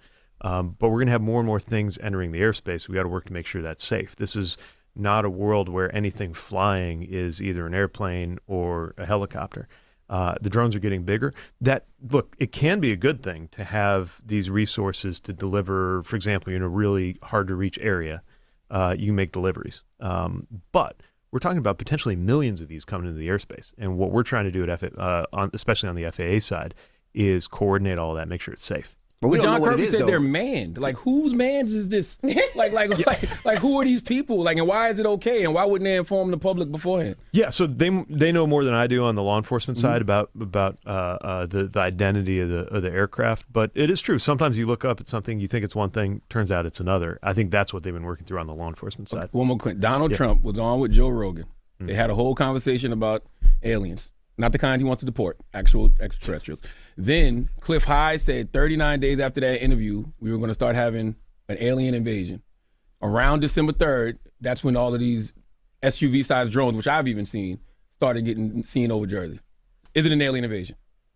I mean, no disrespect to New Jersey when I say that I think it's very unlikely that an alien invasion would begin. All right. Yeah. Watch your mouth. We lived it. I know, but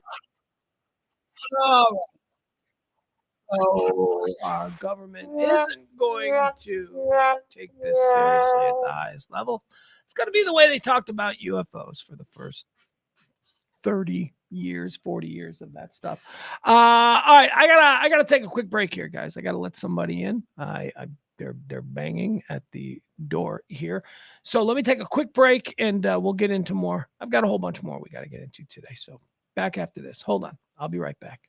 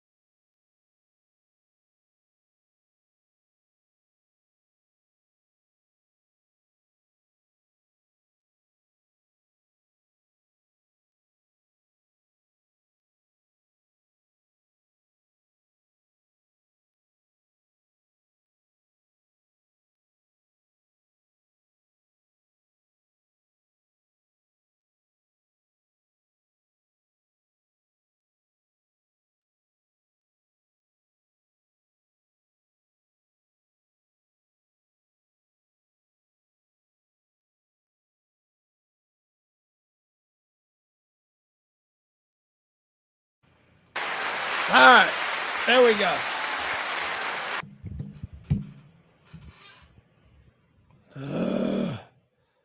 What happened?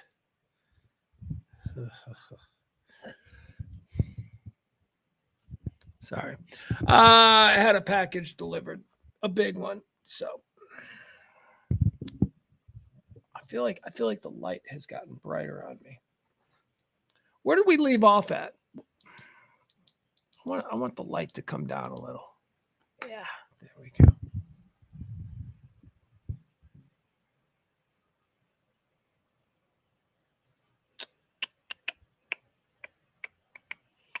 All right, let's see where are we?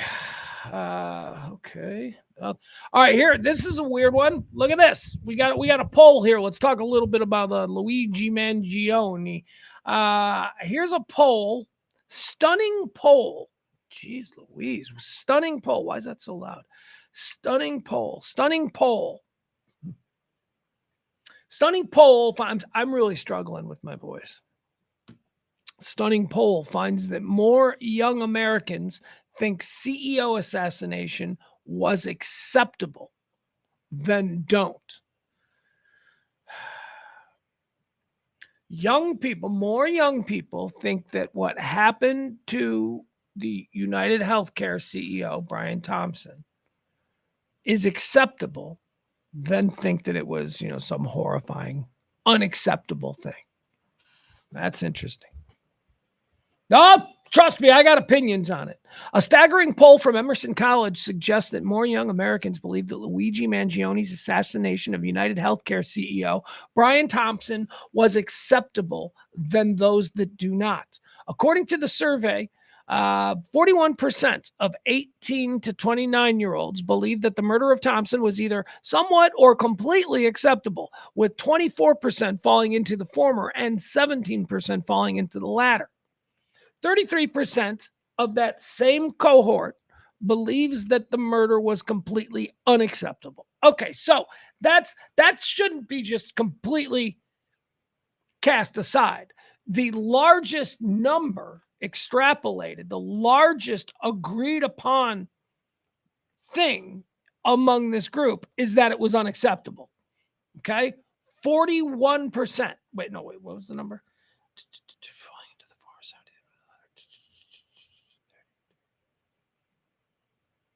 Okay, so it's less than that. It's 33%. 33% of that same cohort believes that the murder was completely unacceptable. Right?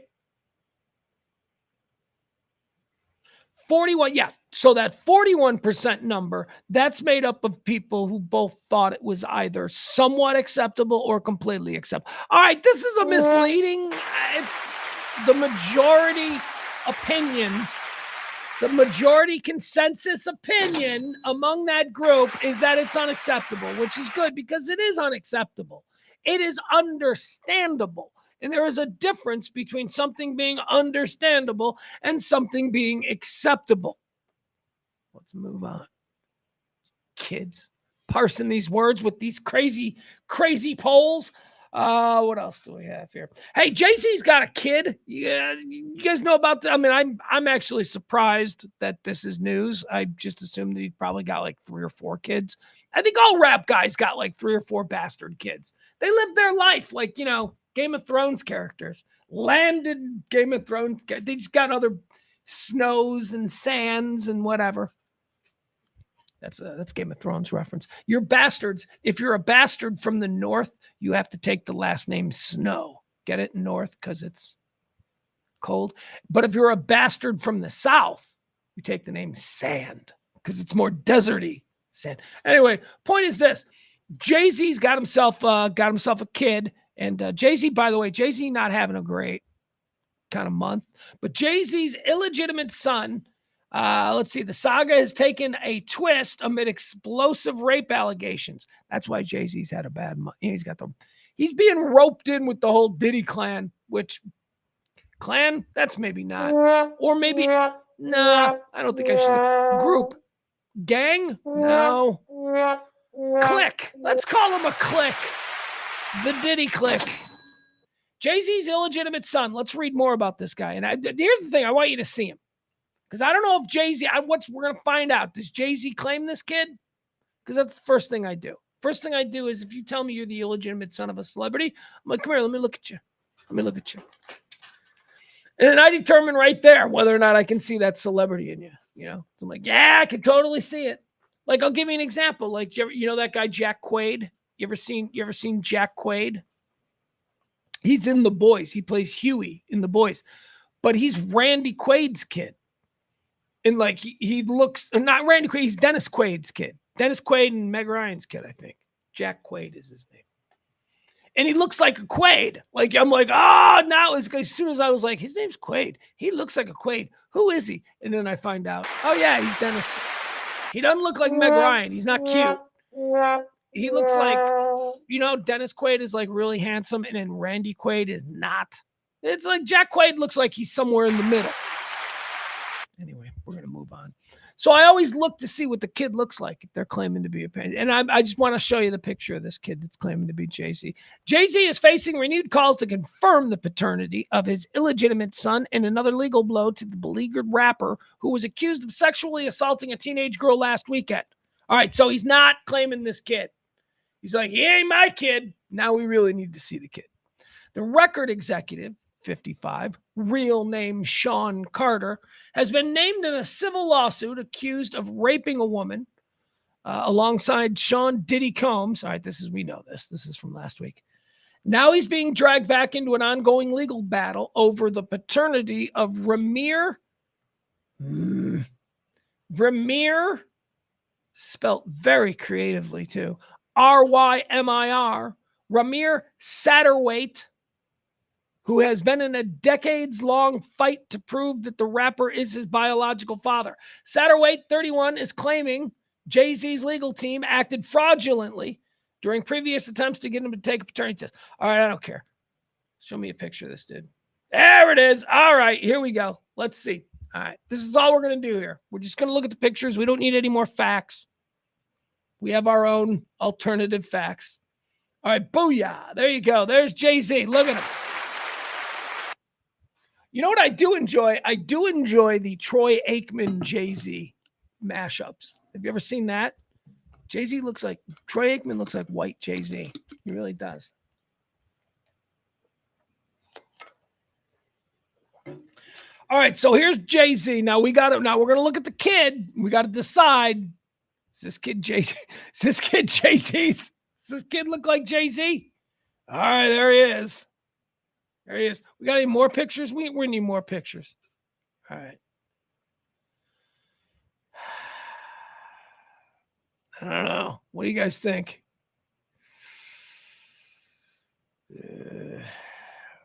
Let's see. What else we got? Is that him? Let's see what's he can talk here. Let's see what he says. I'm really excited. We announced today morning that FDA has accepted a new. Oh, they're going to make us watch a commercial for some drug, some new drug that we're all going to need. This drug makes you smarter. That's the one we need. I know I'd take it. I sure as hell could use a drug that would make me smarter. How long is this ad? Well, this is what happens when you do business with the dailymail.uk.com. You get caught up in this kind of nonsense. They're going to make us watch the full ad at the dailymail.co.uk. Wide awareness All right, of the drug. let's go. What does it mean? And can't wait to bring this drug to market.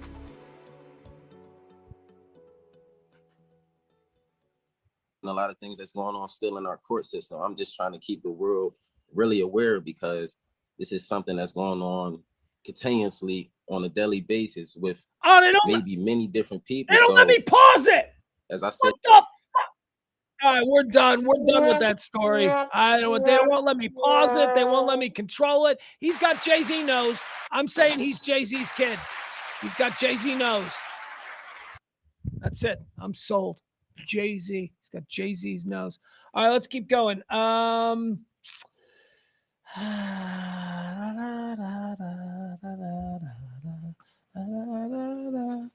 Okay, yeah, we'll go out on this. No, actually, we don't need to go out on this. We should. This is now we got one to you. Got a couple more. All right, I got a couple more for you. But here's a good one. All right, so there's a study here I want to talk to you about. It's about Christmas. It's about Christmas traditions. It's about all the hubbub of Christmas. And it's about how a whole bunch of us would just like to do away with the nonsense. A whole bunch of us just want to order pizzas on Christmas. A whole bunch of us would like to radically change all the customs of Christmas.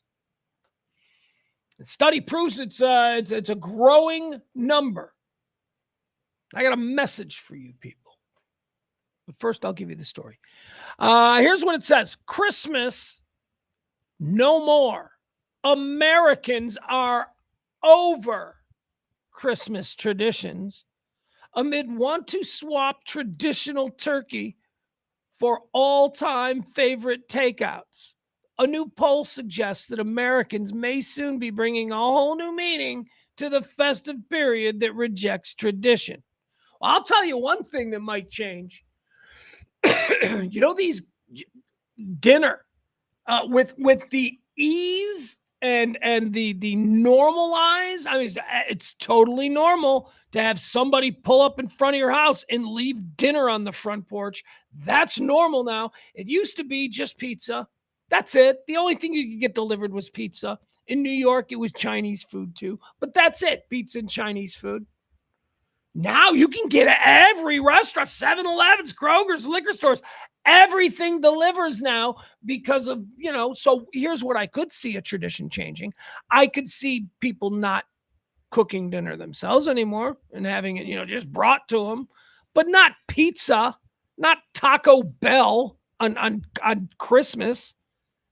Pizza on Christmas Eve. There's nothing wrong with pizza on Christmas Eve.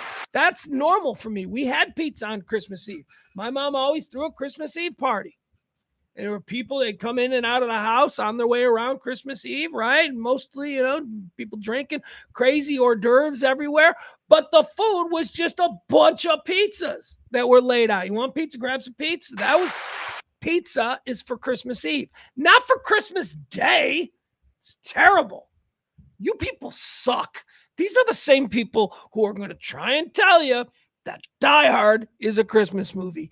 These are people who are Christmas retarded. I'm tired of dealing with the Christmas retarded. Americans are over Christmas. A poll of 2,000 adults who celebrate the festive period found 31% are bored with the usual Christmas customs and would like to see more unusual alternatives during the lead up to the big day. Of those on board with the idea of a meal switch up, pizza came in at 44%. Who'd you ask? 9-year-old?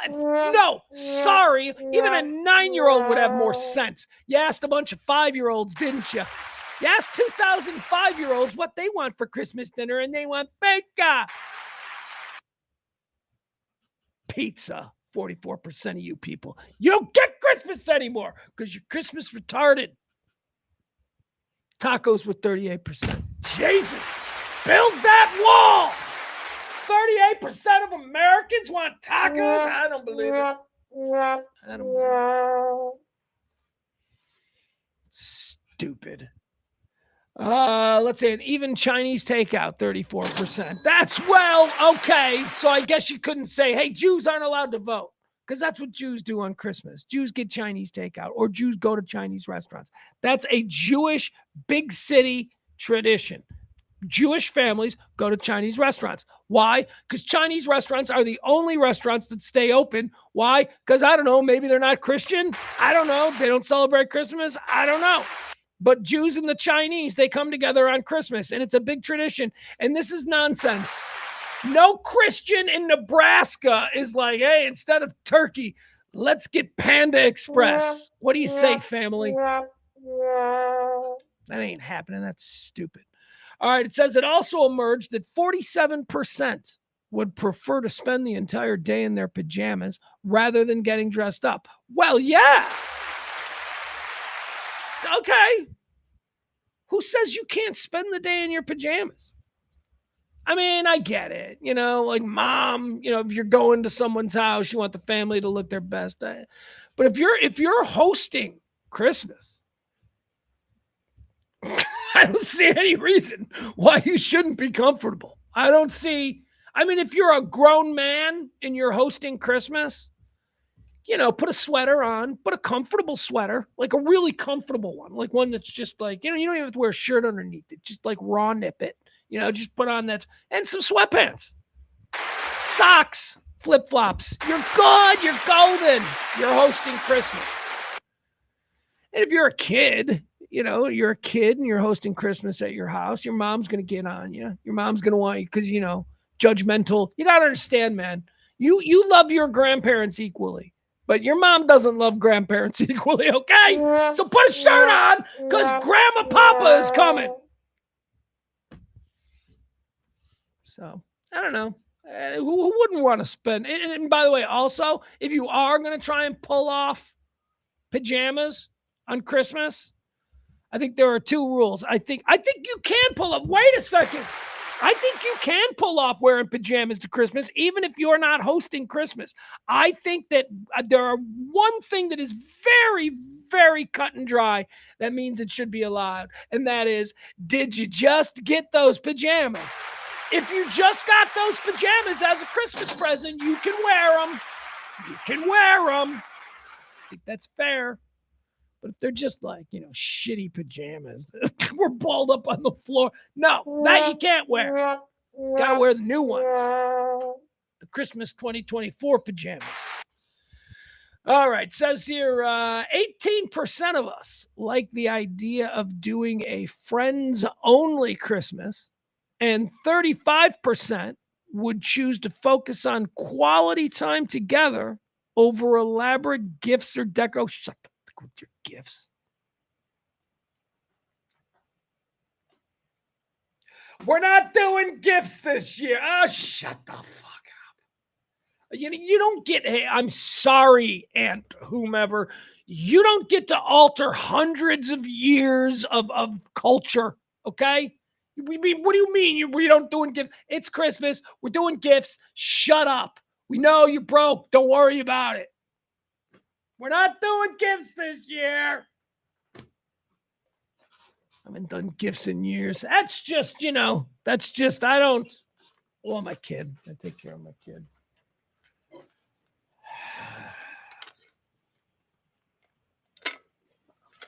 All right, we're doing gifts. We're not doing gifts, okay? That's stupid. However, the idea of friends-only Christmas. Okay, two things. First thing, 18% of people said they don't want to do family Christmas. They would love to do just a friends-only Christmas. Two things. One, fuck you if you still have a family and you want to do a friend's family, okay? Friends Christmas. You don't get that. You know who gets to do friends Christmas? People like me who don't have big families. People like me, we spend all year curating other gypsies, other holiday gypsies. We gather them around. Like, what are you doing? What are you doing? We think we want to go. That's a friend gathering. A friend gathering for Christmas are a bunch of people who come together because they don't have family, because they don't have anything else. You don't get to choose to have that. You know why? Because we didn't choose to have that. We don't get a family. You have a family and all that entails. So get your ass over to your family's house and put up with them for 4 hours on a goddamn holiday. No, I just want to do friends this year. I don't even want to invite the cousins. Shut up. Say hello to your cousins. They're not as bad. You know what? Maybe you suck. Maybe you're the one. What do you think they're thinking about you right now? How about being nicer? All right, there you go. A spokesperson who commissioned the research said that while Christmas is a season of joy, many people find themselves feeling a little stuck in the same festive routine and traditions that once felt magical. It's called growing up. It's called growing up. But you know how you keep those things magical? Have a kid. Have a kid. That's how you keep them magical well into your 30s and 40s. It's not magical anymore. By the way, for me, I still love Christmas. I'm a Christmas purist. I'm a Christmas purist, a Christmas traditionalist. I still love Christmas. People are not. I love Christmas time of year. I think I said this a couple of weeks ago when everybody was complaining. Can you believe they're already putting out the Christmas decorations? Yeah, let's get to it. This year has completely sucked. Life completely sucks. Do you know when life doesn't suck? Like Christmas time. Christmas time, man. I know if you can't enjoy just the whole idea that it's Christmas time and the music and look at how all the trees are pretty and we're going to the mall and we're seeing people.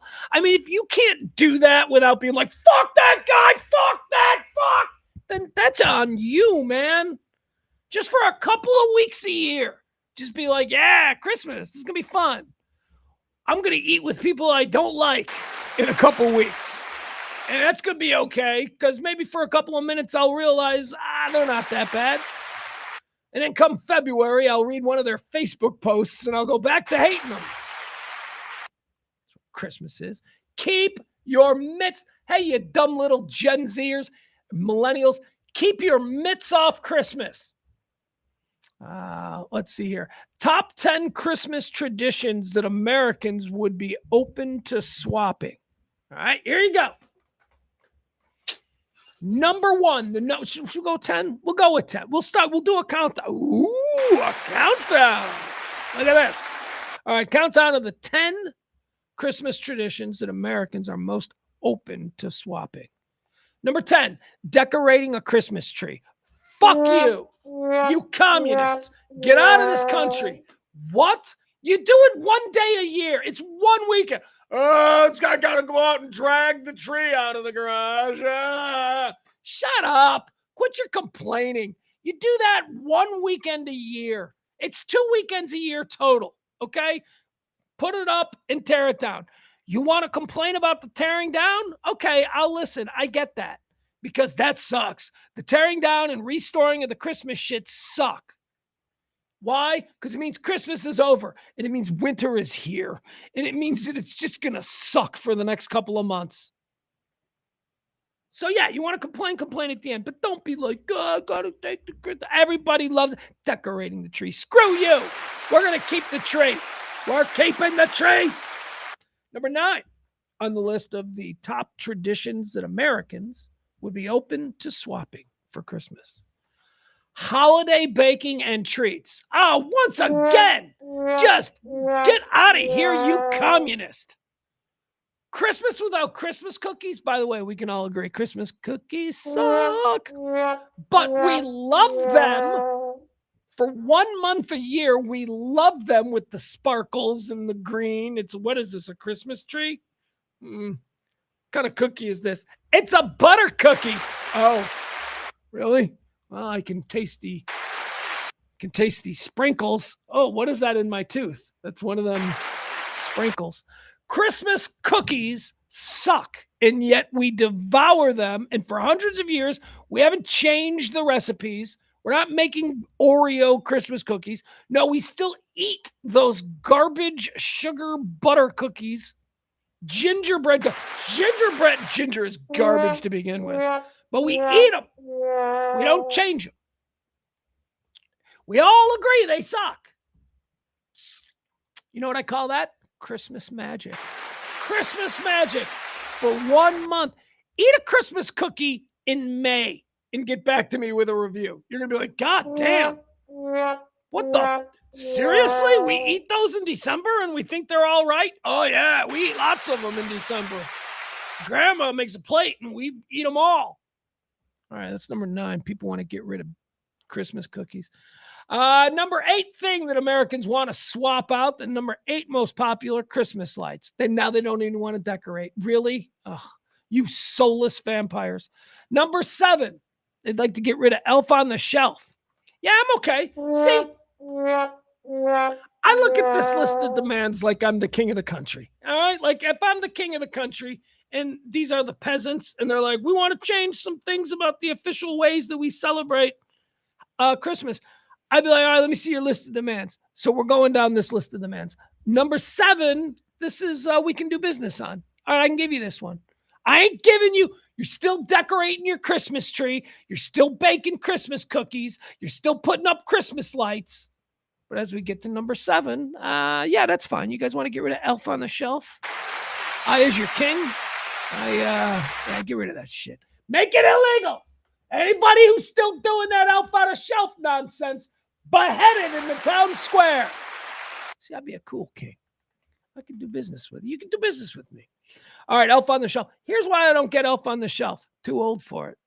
Let's not kid ourselves. That thing ain't been around 100 years. That thing snuck onto the scene like in the mid to late 90s. Millennials were treated, I think, first wave of Elf on the Shelf. I'm more of a Cabbage Patch Kid generation. That's my, I remember the Cabbage Patch Kid Christmases.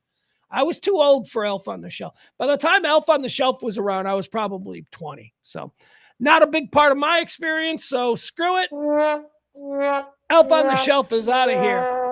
We're going over the top 10 Christmas traditions that Americans would most like to see overthrown, swapped out. Number 6. Oh, you people. You people. What? Oh.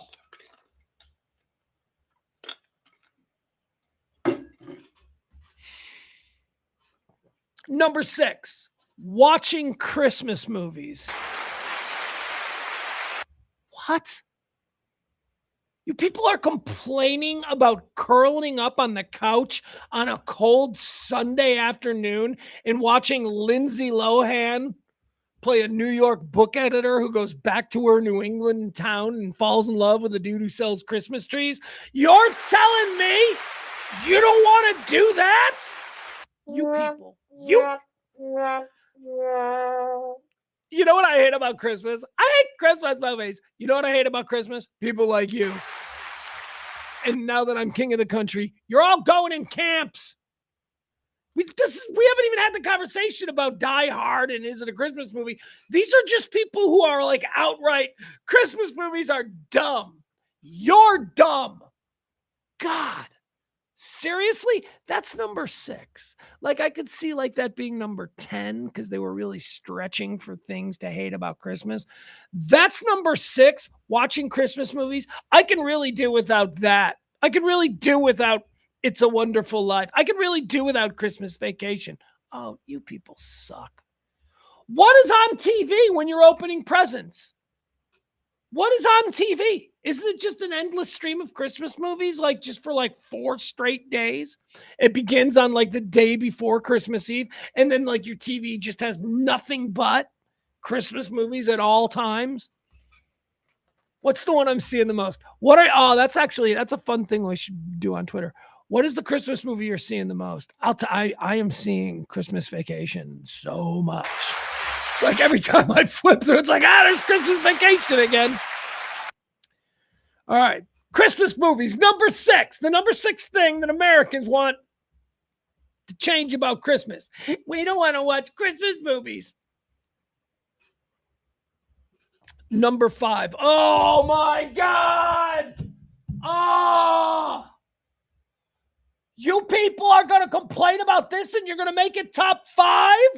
You suck. You joyless vampires. Number 5, listening to Christmas songs. They don't want to listen to Christmas songs. How are you going to know it's Christmas? How are you going to know it's Christmas if you're not like reminded because everywhere you go has a ching-a-chung-gang-a-ching-gang, a ching-a-ching-chung-a-chung-a-ching-gang. Everywhere you go. Everywhere. You're reminded constantly. It's one of the best parts. Christmas music is awesome. I'm sorry. Y'all don't know. You don't know. I can't help you because this is like a part of you being Christmas retarded. All Christmas music is great. All of it. It's all in its own way. It's its own genre. Of course, it's only great like between Thanksgiving and like New Year's. That's it. That's the only time it's great. Christmas music really shows its warts. Again, if you're listening to it in May, you're like, this song is kind of about rape, isn't it? It is. It's about raping someone on Christmas Eve because there's a blizzard. But during December, you're like, no, maybe, but who cares? Number 5 on a list of the top 10 things that Americans would like to change among Christmas traditions. They want to get rid of Christmas songs. Number 4. Secret Santa gift exchange. Okay, I can make that illegal. I can make Secret Santa illegal. That's fine. We can do business on this one, folks. I can grant you. All right. Once again, I am king of the country, and this is a list of demands. People feel like I'm oppressive with my Christmas joy. List of demands from the. By the way, wouldn't this scenario that I'm pitching you be an example of how people could never be happy? These people are just, their biggest problem with me, the king of the country, is that I have too much Christmas joy. Their biggest complaints are they want to get rid of Christmas trees, and I'm telling them no. They want to get rid of baking holiday cookies. I'm telling them no. They want to get rid of Christmas lights. I'm telling them I want more lights. They want to get rid of Elf on the Shelf. I can do that. They want to get rid of watching Christmas movies. I can't do that. They want to get rid of listening to Christmas songs. I can't do that. We get to number 4. They want to get rid of Secret Santa exchanges. Done. See, I'm a reasonable monarch. Done. I mean, I don't know particularly why. They don't really bug me, but whatever. I mean, if this is what I can give, no skin off my back. It is now illegal to participate in a secret Santa. Punishable by life in prison, not death. Life in prison. Number 4. All right, number 4 in the top 10 Christmas traditions that Americans would like to swap out. Number 3, gift giving. Yeah, tell that to your 10-year-old mom. Yeah, good luck with that. Although, I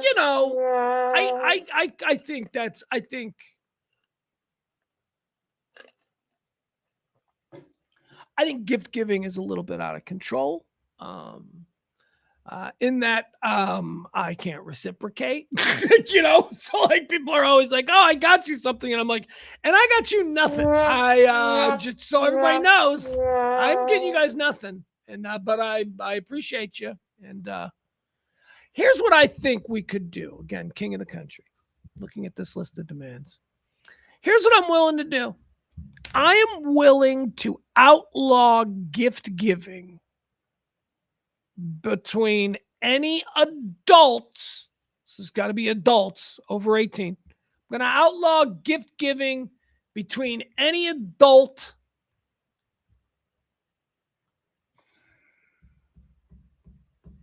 that isn't married. There you go.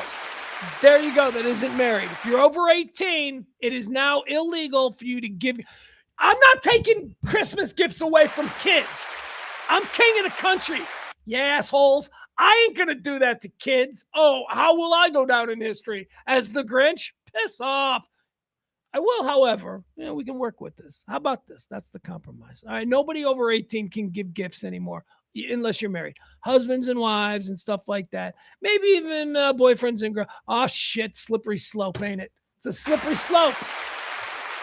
All right, just kids. That's it. No gift giving. It's illegal. Punishable by 1 month in prison. 1 month in prison. We're going to build a lot of prisons when I'm king of the country. All right, number 3, gift giving. So we've got a modified gift giving. We've gotten rid of the Secret Santa, and we've gotten rid of Elf on the Shelf. Number 2 in the top 10 Christmas traditions that Americans would like to, would be open to swapping out. Number 2, ugly Christmas sweater parties.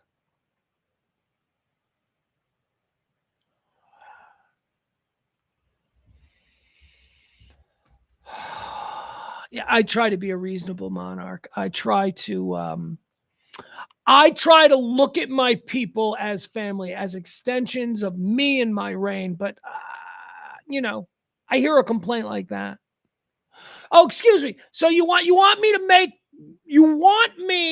to make ugly Christmas sweater parties illegal? This is your problem. People having fun is your problem. You got a problem with people being dorks. Guess what? I'd say a good 65% of us have a great degree of dork in us. We're all out there. Now, I do not participate in the bad Christmas sweater thing, but I enjoy it. I enjoy seeing people with their flamboyant and crazy over the top. No, we will not negotiate on the bad Christmas sweaters. I'm not going to make that illegal. It's just people having fun. They're just having fun. Ugh. All right, let's see. What else do we have here? That is number 2. The number one thing that people complain that they would like to change about Christmas. The number one thing, sending Christmas cards. They want to, and that's the number one thing. That's like the one thing. Like, okay, so as king of the country, I'll give you your number one complaint. How about me? Look at me. Look at us doing business. I will give you your number one stated complaint. What's the most important thing to you? Well, the Christmas cards. Done. There you go. That's who you're dealing with. Let's get into the rest of the list. That's how you rule, folks. All right, we ain't changing anything about Christmas. What else do we got here? Let's see. Anything else I want to talk about? Oh yeah, yesterday Monday Night Football. You may have noticed a bunch of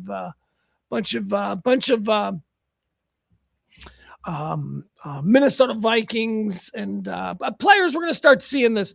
They're doing this "So We Love You, Randy" thing, and I noticed, some people were like, "What's wrong with it?" Randy Moss, of course, the great wide receiver for the Minnesota Vikings. I always think of Randy Moss as a Viking. I know he won a Super Bowl with. Did he win a Super Bowl with the Patriots? I don't know. I always think of him as a Minnesota Viking. He's He admitted, we talked a couple of weeks ago about how Randy Moss was asking for prayers. Well, now we know what that was all about. Randy Moss, I think it was over the weekend, it came out. Pro Football Hall of Famer Randy Moss reveals he has a cancer diagnosis. He recently went through a 6-hour surgery. Pro Football Hall of Fame wide receiver Randy Moss said Friday he's being treated for cancer and is recovering from a major surgery. In an appearance on Instagram Live, Moss, aided by a cane, introduced himself as cancer survivor and thanked his prayer warriors for their support. Moss said a cancerous mass was found in his bile duct between his pancreas and liver. He said he had surgery to put a stent in his liver on Thanksgiving and then underwent a 6-hour procedure about a week later. The surgery was a Whipple procedure, Moss said. All right. Well, anyway, that's why, a lot of people are going to be keeping good thoughts for Randy Moss. I love Randy Moss. I just like him. He seems like just such a good old country boy, just a good old bumpkin. And in my opinion, the best. I mean, I always go Jerry Rice, Randy Moss, Jerry Rice, Randy Moss. But truthfully, if I was putting a team together and it's like, okay, you can pick any wide receiver, I'd take Randy Moss. I would take first 2-3 seasons of Randy Moss. God, he just did some stuff that we never saw before. We see it now. We've seen others. I have Calvin Megatron, Calvin Johnson right in there. But anyway, there you go. Randy Moss. Prayers up for Randy Moss. All right. They are making a biofilm. It was the other day I was talking about what I want. What biofilm do I want? Everybody's talking about the new Dylan movie, which is coming out here. The new Dylan with Chalamet, Timothy Chalamet playing Dylan. They're like, oh, he's so good. And I'm waiting for the Jeremy Allen White Springsteen movie, which is coming, I think, in the spring. I was complaining to somebody. I'm like, I want somebody. Who was it? It was somebody else who I wanted to see a bio of. Anyway, I didn't think that I wanted a bio of this guy until I just found out they are making a big screen, big movie star bio of the life of John Madden. And I'm like, okay, all right, I want to see that.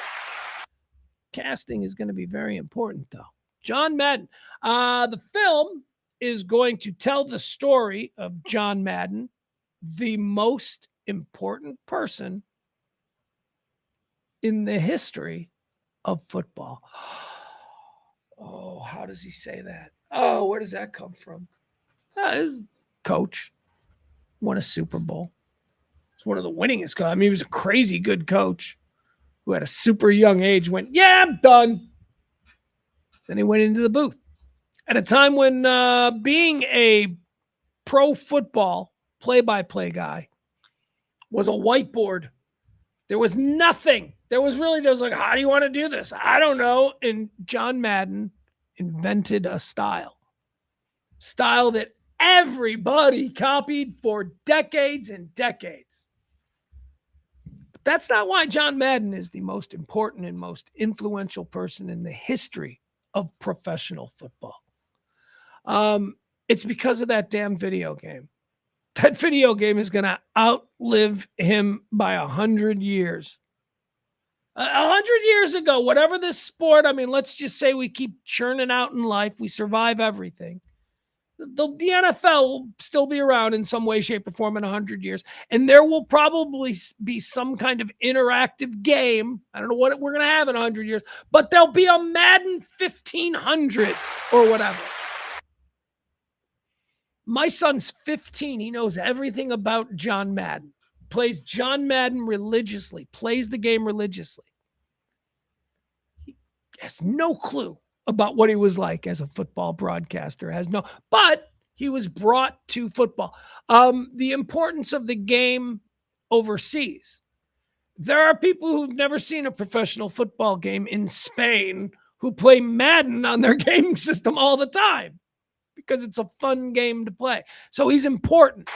John Madden is important. And America, we used to be baseball, right? America's pastime. That's not true anymore. We know it. It's football. Football, football, football. That's what we're about. And John Madden, as I say, is the most important person for the growth and the expansion and the ongoing whatever is next for football. So they're making a movie about him. Who's going to play John Madden in the movie?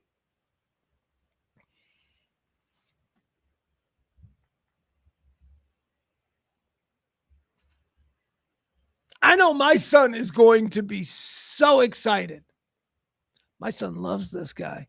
Inexplicably, I don't know why my son loves this guy. This guy is like a super old-timey actor for my son. Playing John Madden in the new John Madden movie is none other than Nicolas Cage. Nicolas Cage is going to play John Madden.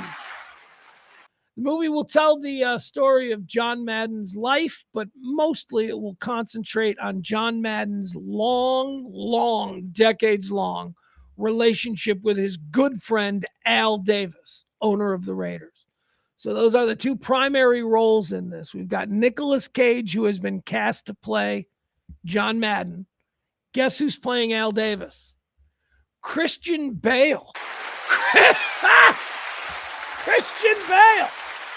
Batman. He's playing Al Davis. I'm telling you, I am all in. This movie's going to be great. What is the latest here? Christian Bale signs to portray Raiders legend in John Madden film. Christian Bale is re-entering the sports world in a new film. In a new report, the Oscar-winning actor will be portraying Oakland Raiders legend Al Davis in the new Madden film about the life of the late NFL icon John Madden. Davis was formerly the owner of the Raiders franchise. There have not been many details released about the film, especially the role of Davis exactly. But with the addition to Davis having a role, Bale is known for his roles in The Dark Knight, The Fighter. Okay, whatever. I'm very excited about this movie. And so should you be if you're a football fan. The John Madden movie. All right, guys, that's about it. Once again, thank you so much to Leslie C. She's our executive producer on today's show. If you want to help the show out, you want to be tomorrow's executive producer, please drop a little something in either the Venmo or the Cash App. That's how this show keeps going.